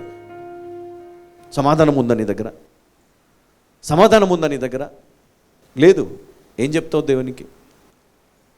వారిద్దరూ అప్పుడే ఇంకొక వ్యక్తి ఉన్నాడు. ఆ వ్యక్తి మత్తయి సువార్త 27వ అధ్యాయము 3 నుండి 10 వరకు ఒకసారి చదువుకుందాం. అప్పుడు ఆయనను అప్పగించిన యూదా ఆయనకు శిక్ష విధింపబడగా చూచి పశ్చాత్తాపపడి. చూడండి, ఆయనకు శిక్ష విధించినప్పుడు ఆ శిక్ష ఎంత ఘోరంగా ఉన్నదో యూదాని పరీక్షించాడు దేవుడు. యూదాను దేవుడు ఆ పరీక్షకు నిలబెట్టాడు. ఏం చేశాడు తెలుసా? యేసయ్య పరిచయం కావాల్సిన ధనమంతా కూడా యూదా చేతిలో ఉండదు, సంచి. ఎంత గొప్ప పదవి ఇచ్చాడండి యేసయ్యకి, ఎంత నమ్మాడండి ఆయనని, ఎంత నమ్మాడు కదా. డబ్బుల సంచి ఆయన దగ్గరే ఉండేది, ఖర్చులను ఆయనే పెట్టేవాడు, ఆయనే చూసుకునేవాడు. చాలా మట్టుకైనా కొట్టేశాడు అనుకోండి, అందులో ఎంతగానో దేవుని మోసం చేశాడు మధ్యలో. అయితే ఒకరోజు ఆయనకు దురాశ పుట్టింది. ఇట్లయితే కాదు, మరి యేసయ్యకి నేను ఎంత చెప్పినా వినట్లేదు, బరబ్బొద్దు చేతులు కలిపి మనం సపరేట్ ఒక రాజ్యాన్ని మనము తయారు చేద్దామంటే ఈయన వినట్లేదు. కాబట్టి ఒక పని చేస్తాను, ఈయనతో ఉండి నాకు లాభం ఏం లేదు, కాబట్టి ఈయన నేను వారికి అప్పగిస్తే నాకు డబ్బు వస్తుంది. పరీక్షకు దేవుడు పెట్టి ఆయనను ఆశీర్వదించాడు. ఎట్లా? ఒక ఉద్యోగం ఇచ్చాడు. యేసయ్య దగ్గర ట్రెజరర్గా ఒక ఉద్యోగం ఇచ్చాడు, మంచి పొజిషన్ ఇచ్చాడు, డబ్బులంతా ఆయన చేతులని ఎప్పుడు కూడా, లెక్కలు ఎప్పుడు కూడా చెప్పేవాడు కాదు, ఆయన ఇష్టం. అయితే యేసయ్యనే అమ్మేయాలన్న ఆలోచన వచ్చింది ఆయనకి. పరీక్షకు నిలబడ్డాడు, నీతికి నిలబడలేకపోయాడు, పడిపోయాడు, యేసయ్యను అప్పగించాడు. యేసయ్య మరణమును చూచి అతని హృదయము చెల్లించిపోయింది. భయపడిపోయాడు, వణికిపోయాడు. ఈయన నిజమైన దేవుడు. అప్పటిదాకా ఏమనుకున్నాడు, ఒక మనుషుడు, ఈయనతో నేనుంటే ఈయన ఖచ్చితంగా రాజు అవుతాడు, ఆ రాజ్యములో నేను ఒక మంచి పొజిషన్లో ఉంటాను, అందుకే అన్నిటికీ సాగించాడు. కానీ అర్థమైపోయింది, ఈయన మంచిగా చెప్తే వినేటట్లు లేడు, ఈయన న్యాయం న్యాయం అని పోతున్నాడు, డబ్బులు సంపాదించే జ్ఞానము లేదు, అందుకే ఈయనతో ఉంటే నాకు ఏమి రాదు, ఏం మిగలదు. దేవుడు అంటే ఒక సమయంలో లెక్కలు అడిగారు అనమాట, ఆయన కోపం వచ్చేసింది ఆయన. దేవుడు నిన్ను అడుగుతాడు ఒకరోజు, అమ్మా నీ లెక్కలు చెప్పు అంటాడు. నీ పరిస్థితి ఏంటో చెప్పు, నీ యవ్వన ప్రాయంలో నువ్వు ఏం చేసావో చెప్పు, పెళ్ళైన తర్వాత నువ్వు ఏం చేస్తున్నావో చెప్పు, నీ జీవితం ఎలా బ్రతుకుతున్నావో చెప్పు. లెక్కలు అడుగుతా, అప్పుడు ఏం చెప్తావు? ఏం చెప్తావు నువ్వు దేవునికి? నీ దగ్గర సమాధానం ఉందా? సమాధానం లేదా? అయితే ఇప్పుడే దేవుని అడగండి, దేవా నన్ను క్షమించు దేవా. పశ్చాత్తాపంతో దేవుని అడగాల, దేవా నన్ను క్షమించు దేవా. దేవా నాకు తెలియక, కొన్నిసార్లు తెలిసి కూడా తప్పు చేస్తున్నాను, నన్ను క్షమించు, నాకు పశ్చాత్తాపం కావాలి, నాకు సాయం చేయండి దేవా, నా హృదయాన్ని మార్చు. తండ్రి నీ శోధనలో పడకుండా నన్ను కాపాడు, నేను పాపంలో పడకుండా కాపాడు, నేను తప్పులు చేయకుండా నన్ను కాపాడు, మోసము చేయకుండా కాపాడు, ద్వేషించకుండా నన్ను, నా హృదయాన్ని కాపాడు, అసహించుకోకుండా నా మనసును తిప్పు. దేవుని అడగాల, ప్రార్థన చేయాలా. చూడండి, ఎప్పుడైతే యేసుక్రీస్తు మరణించాడో, ఎప్పుడైతే ఆయన శిక్షను అనుభవించాడో అది చూసి యూదా అప్పుడు బాధపడ్డాడు, అప్పుడు ఏడ్చాడు, అప్పుడు ఆ డబ్బు తీసుకొని వెళ్ళి వాళ్ళ దగ్గరికి పోయాడు. ఎవరి దగ్గరికి? వాళ్ళ దగ్గరికి వెళ్ళి ఆ శిక్షలు చూసి బాధపడి అవి ఇచ్చేస్తాను, ఆయనను విడిచిపెట్టాను అన్నాడు. కానీ వారు విడిచిపెట్టలేదు. విడిచిపెట్టారా? విడిచిపెట్టలేదు. నువ్వు తప్పు చేసావు ఆల్రెడీ, అది నువ్వు వెనక్కి తీసుకుంటానంటే, నేను తిరిగి ఇచ్చేస్తానంటే వాళ్ళు తీసుకుంటారా? సాతాను చేతిలో చేయబెట్టావు, సాతాను దగ్గర నువ్వేం చేస్తావు? రేల్ముద్రలు వేసావు, వాడు వెనక్కి తీసుకుంటాడా? తీసుకోడు. ఒక ఉచ్చు అంతే. ఆదాం అవ్వలు వారు చాలా సంతోషంగా ఉండి చూసి అసూయపడి అవ్వను మోసం చేసి అవ్వతో ఏం చేశాడు? పాపం చేయించాడు, తప్పు చేయించాడు. ఆమె వెనక తీసుకోగలుగుతుందా? లేదు, నేను పండు తిన్నాను కదా, తప్పు అయిపోయిందని నన్ను పడేసి దేవుడు ఒప్పుకునేవాడా? లేదు, నువ్వు తప్పు చేసావంతే. మరి ఈరోజు యేసయ్య ఎందుకు నిన్ను క్షమించాలి? ఎందుకు యేసు నన్ను క్షమించాలి? ఎందుకు యేసు నన్ను, నా పాపాన్ని క్షమించాలి? ఎందుకు ఈరోజు నిన్ను క్షమించాలి యేసు? ఎందుకు నీ జీవితాన్ని మార్చాలి? ఎందుకు నిన్ను ఉన్నతమైన స్థానంలో పెట్టాలి? ఎందుకు నిన్ను ఆశీర్వదించాలి? ఎందుకు నీకు మంచి జీవితం ఇవ్వాలి? ఎందుకు నిన్ను అభిషేకించాలి? ఎందుకు నీకు పరలోకమునివ్వాలి దేవుడు? ఎందుకు? నువ్వేమో దేవుని అడుగుతా ఉన్నావు, కానీ దేవుడు ఏమంటాడు తెలుసా? అమ్మా, నీకు ఇచ్చినటువంటి శ్రేష్టమైన జీవితాన్ని కాపాడుకుంటే చాలు, పవిత్రంగా జీవిస్తే చాలు, పరిశుద్ధంగా జీవిస్తే చాలు. శ్రేష్టమైన జీవితాన్ని జీవించిన నాడు దేవుడు ఆయన ఘనపరచబడతాడు. హల్లెలూయా, ఆయన ఘనపరచబడతాడు. శ్రేష్టమైన జీవితము నువ్వు కలిగి ఉన్న నాడు ఆ రోజు ఆయన మహింపరచబడతాడు. నేను నీ లోకానికి తీసుకొచ్చినటువంటి పర్పస్ ఏంటో దేవుడు అప్పుడు నీకు చెప్తాడు, అప్పుడు నీకు బోధిస్తాడు, అప్పుడు నేను పిలుస్తాడు. అబ్రామా రా, ఇక్కడ రా, కూర్చో. మోషే రా, కూర్చో, నేను చెప్తాను, నేను చెప్పింది మీరు చేయండి, వెళ్ళండి, ఇప్పుడు వెళ్ళండి మీరు. ఎందుకంటే అప్పుడు వారు వినే పరిస్థితిలో ఉన్నారు, అంతకుముందు వినే పరిస్థితుల్లో లేరు. కష్టము లేనప్పుడు లేరు, బాధ లేనప్పుడు లేరు. కష్టం వచ్చింది, బాధ వచ్చింది, కరువు వచ్చింది, ఇబ్బందులు వచ్చాయి, వినడానికి ఇష్టపడ్డారు. ఎందుకు? సమయం లేదు వాళ్ళ దగ్గర. చచ్చిపోతానేమో, జీవితం పాడైపోతుందేమో, పూర్తిగా నేను పతనమైపోతానేమో, కాబట్టి నేను వినాలి. ఇంకా నేను, దేవా నాకు సాయం చేయి. కొండల తట్టు ఎక్కడ తిరిగి ఏమి చేసినా ఏం ప్రయోజనం లేదు, ఏం కనపడటం లేదు. ఇక ఏడుస్తూ దేవుడిని అడుగుతారు. అప్పటిదాకా దేవుడు ఏం చేస్తాడు తెలుసా? నీ స్థితి మారేదాకా, నీ పరిస్థితి మారేదాకా, నీ హృదయం మారేదాకా, నీ యొక్క పాప జీవితాన్ని విడిచిపెట్టేదాకా దేవుడు ఎదురు చూస్తూ ఉంటాడు. హల్లెలూయా. ఎదురు చూస్తాడు. ఒక సమయం వచ్చింది, నువ్వు మోకాళ్ళ పైన కూర్చొని ప్రార్థన చేయడం దేవుడు చూస్తాడు. అప్పుడు నీ దగ్గరికి దేవుడు వస్తాడు. హల్లెలూయా. అప్పుడు దేవుడు నీతో మాట్లాడతాడు. ఏమంటాడు తెలుసా? నా కుమారుడా, నా కుమార్తె, ఇదిగో ఈ రోజు కోసమే, ఈ పరిస్థితిని కోసమే నేను ఎదురు చూశాను. ఈరోజు ఇంతకాలం నువ్వు టైం వేస్ట్ చేసావు సోదరుడా. నీ దగ్గర సమయం ఎంత ఉందో తెలుసా? ఇంకా 10 సంవత్సరాలే, 5 సంవత్సరాలే, 2 సంవత్సరాలే, 3 సంవత్సరాలే. ఎందుకు? యేసుక్రీస్తుకి 33.5 సంవత్సరాలు పట్టింది తెలుసా? 30 సంవత్సరాలు పట్టింది తెలుసా? దేవుడు ఆ సమయాన్ని సిద్ధపరచుకున్నాడు. నీ జీవితంలో కూడా నువ్వు అనుకోవచ్చు, ఈరోజు నేను ఒక స్థాయిలో ఉండాలనుకున్నాను, కానీ ఈరోజు నేను ఈ స్థాయిలో ఉన్నాను. దాని కారణం ఏంటి? దాని కారణం కూడా నువ్వే. దాని కారణం నువ్వే. నీ కారణంగానే ఈరోజు నీ పరిస్థితి ఇలా ఉంది. నీ కారణంగా ఈరోజు నీ కుటుంబము అవమాన పాలవుతున్నారు. నీ కారణంగా నీ కుటుంబము ఈరోజు బాధపడుతుంది. నీ కారణంగా ఈరోజు కష్టాలు, బాధలు, వేదనలు, రోగాలు నీ జీవితంలో ఉన్నాయి. నీ కుటుంబాన్ని నువ్వే పాడు చేస్తున్నావు. నీ కుటుంబాన్ని నువ్వే అన్యాయం చేస్తున్నావు. నువ్వేం చేయాలి తెలుసా? దేవుడు నీకు ఇచ్చినటువంటి జ్ఞానాన్ని వాడి దేవుని సన్నిధిలో మోకరించి దేవుని ప్రార్థించు. వారి కొరకు దేవుని సన్నిధిలో మోకరించి ప్రార్థించు. దేవుడు మార్గం తెరుస్తాడు. దేవుడు మన్నాను కురిపిస్తాడు. దేవుడు బండ నుండి నీళ్ళు ఇచ్చినట్లు నీ జీవితంలో కరువులో నుండి దేవుడు సమృద్ధిని పుట్టించగలడు. దేవుడు నీ జీవితంలో వ్యాధుల నుండి దేవుడు ఘనమైన దీవెన నీకు ఇచ్చి దేవుడిని ఆశీర్వదించగలడు. రోగములు కాదు, బాధలు కాదు, వేదనలు కాదు, అవమానములు కాదు. దేవుడు వీటన్నిటికి ప్రతిగా పరలోక జ్ఞానముడు చేత నీ జీవితాన్ని బాగుపరుస్తాడు. హల్లెలూయా. గట్టిగా చప్పలు కొడదాం. దేవుని దృష్టిలో అబద్ధికునిగా ఉంటున్నావా? అయితే నీ పరిస్థితి ఏమవుతుందో. హల్లెలూయా. నీ పరిస్థితి మారాలని ఆశపడితే, నీ పరిస్థితి బాగుండాలని ఆశపడితే, ఈరోజు దేవుడు చెప్పే కొద్ది మాటలు మనసు పెట్టి నువ్వు వింటే చాలు. దేవుడు నీతో మాట్లాడబోతున్నాడు. హల్లెలూయా. పక్కన వారితో చెప్పండి, అమ్మా దేవుడు యాకోబు పత్రిక ద్వారా నీతో మాట్లాడుతున్నాడు. శ్రద్ధగా విందామని చెప్పండి. అమ్మా తిరిగి యాకోబు పత్రికకి రండి. 1వ అధ్యాయం 14 చదవండి. 14 నుండి. ప్రతివాడును తన స్వకీయమైన దురాశ చేత. ఎవరండి? ప్రతివాడును తన స్వకీయమైన దురాశ చేత ఈడ్వబడి మరులు కొల్పబడిన వాడై శోధింపబడును. దురాశ గర్భము ధరించి. దురాశ శోధించబడతాడు ప్రతివాడు. కానీ దురాశ చేత ఏం జరుగుతుంది? దురాశ గర్భము ధరించి పాపమును కనగా పాపము పరిపక్వమై మరణమును. హల్లెలూయా. వాళ్ళ జీవితంలో ఏం జరిగింది? సఫీరా, అననీయలు శోధింపబడ్డారు, పాపము చేశారు, మరణము పొందారు. ఇక్కడ మరి యేసును అప్పగించినటువంటి ఇస్కరియోతు యూదా, ఆయన ఏం చేశాడు?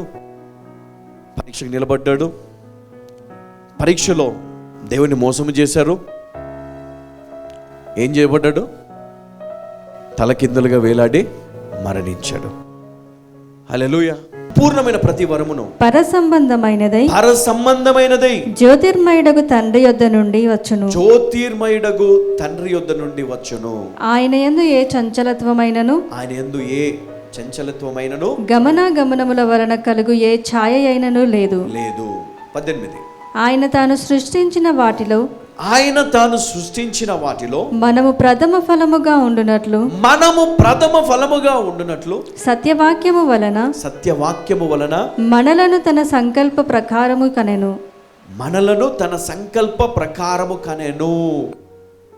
అర్థమైందండి? 18వ వచనం ఒకసారి మళ్ళీ ఒకసారి చదువుకుందాం. ఆయన తను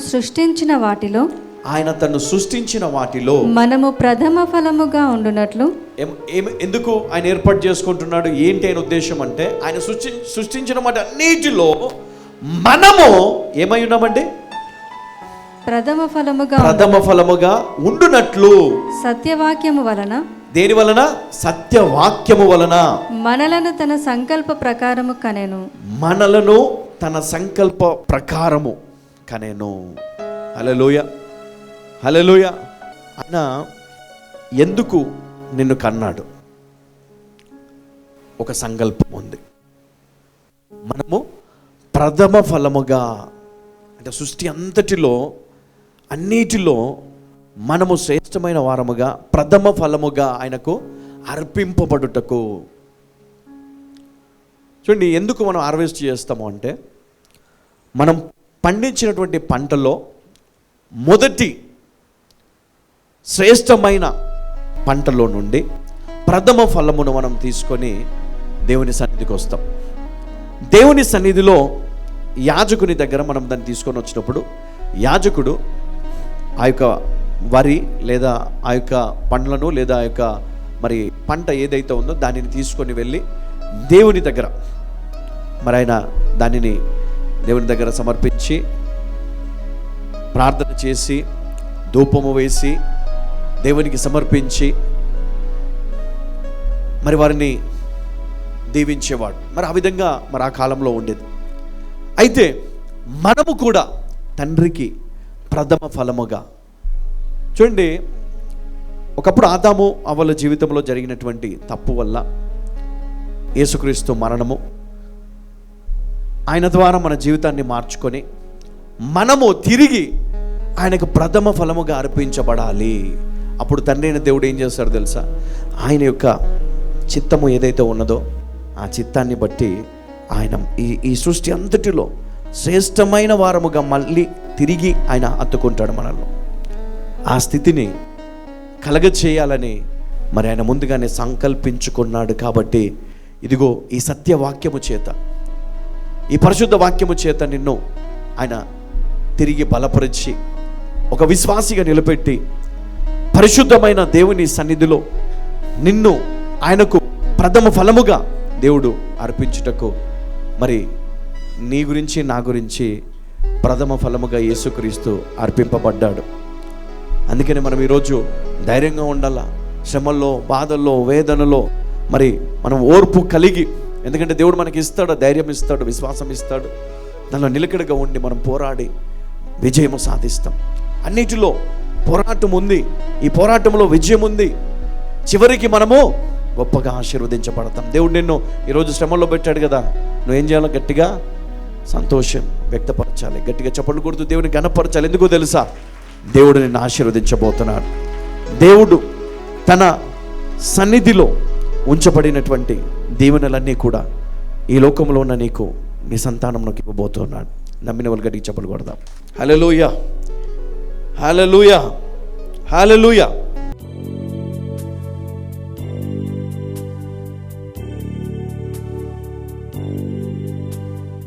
ఈరోజు దేవుడు ఆయన మహిమతో నింపబోతున్నాడు. నీ ఆత్మీయ జీవితాన్ని మార్చబోతుంది. నీ కుటుంబంలో అద్భుతాలను చేయబోతుంది. అసాధ్యమైంది సాధ్యపరచబోతున్నాను. సాతాను రాజ్యమును చితకతొక్కి దేవుని రాజ్యముతో దేవుడు నిన్ను జతపరచబోతున్నాడు. మహోన్నతుడా, కృపామయుడా, సర్వోన్నతుడా, అయ్యా ఈరోజు నాయన నువ్వు మాతో మాట్లాడినందుకు వందనాలు ప్రభా. ప్రభా, మాలో ఉంటూ మమ్మలను పరిశీలిస్తూ పరీక్షిస్తూ మా విశ్వాసాన్ని నాయన ఎప్పటికప్పుడు నువ్వు కాపాడుతున్నందుకు వందనాలు తండ్రి. ఈరోజు నువ్వు తప్పు చేస్తున్నావు ఎత్తి చెప్పే మనిషి లేక వారు పాపములో బ్రతుకుతూ ఉన్నారు, పాపములో నశించిపోతూ ఉన్నారు. నాయన నీ వాక్యముతో గద్దించేవారు కావాలి, లేకపోతే వారి జీవితంలో అననీయ సఫీరలాగా, ఇస్కరియోతు యూదాలాగా వారు మరణిస్తారు ప్రభా. నీకు ద్రోహులుగా నీ ఎదుట వారు పాపము చేసి వారి లోకాన్ని విడిచి ఇదిగో నరక పాత్రులుగా వారు మారిపోతూ ఉన్నారు ప్రభా. నశించిపోవటానికి ఇష్టము లేదు, ఏ ఒక్కరు నశించిపోవడానికి వీల్లేదు, ఎవరు నశించిపోకూడదు అని ప్రభా నీ కుమారుని నువ్వు లోకానికి పంపావు ప్రభా. అయినా కానీ ఈరోజు ఎందరో ఎందరో ఎందరో నశించిపోతూ ఉన్నారు. సత్యము తెలియక, జ్ఞానము లేక, వాక్యము తెలియక, పరిశుద్ధత లేక, పరీక్షలో నిలబడలేక, జయించలేక ఈరోజు శాపగ్రస్తులుగా ఉంటున్నారు. నా తండ్రి, నీవిచ్చిన కృపను వారు అర్థము చేసుకోలేక కృపలో నిన్ను అపార్థము చేసుకుంటూ నీతో అబద్ధము చెబుతూ, నీ ప్రజలకు అబద్ధము చెబుతూ వారిని నీ రాజ్యంలోనికి రాకుండా అడ్డుకుంటూ వారు పతనమైపోతూ ఉన్నారు. నా తండ్రి, నా దేవా, నీ ప్రజలను బలపరచుమని, నీ సంఘాన్ని బలపరచుమని ప్రార్థిస్తున్నాను ప్రభా నాయన.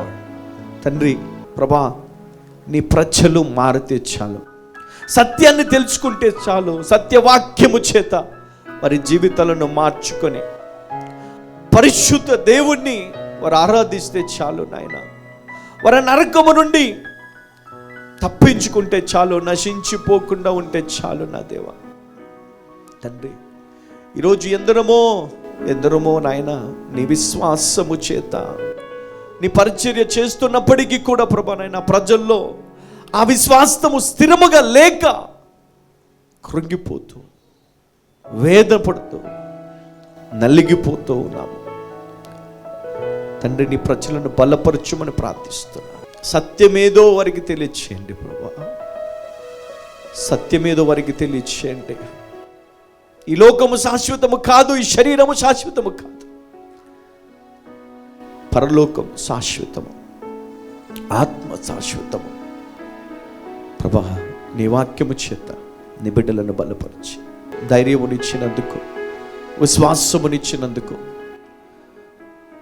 ఆత్మీయ వరములను దయచేసినందుకు వందనాలు ప్రభా. ఎందరో ఈరోజు నీ సంఘములో నిన్ను ఆరాధిస్తూ ఉన్నాను, నీకు వందనాలు ప్రభా. వాక్యములోని సత్యాన్ని గ్రహించి వారి జీవితాలను మార్చుకొని నిజ క్రైస్తవునిగా బ్రతుకుటకు సహాయం చేయండి. ప్రథమ ఫలముగా వారు ఎన్నుకోబడుటకు వారి కృపనివ్వండి.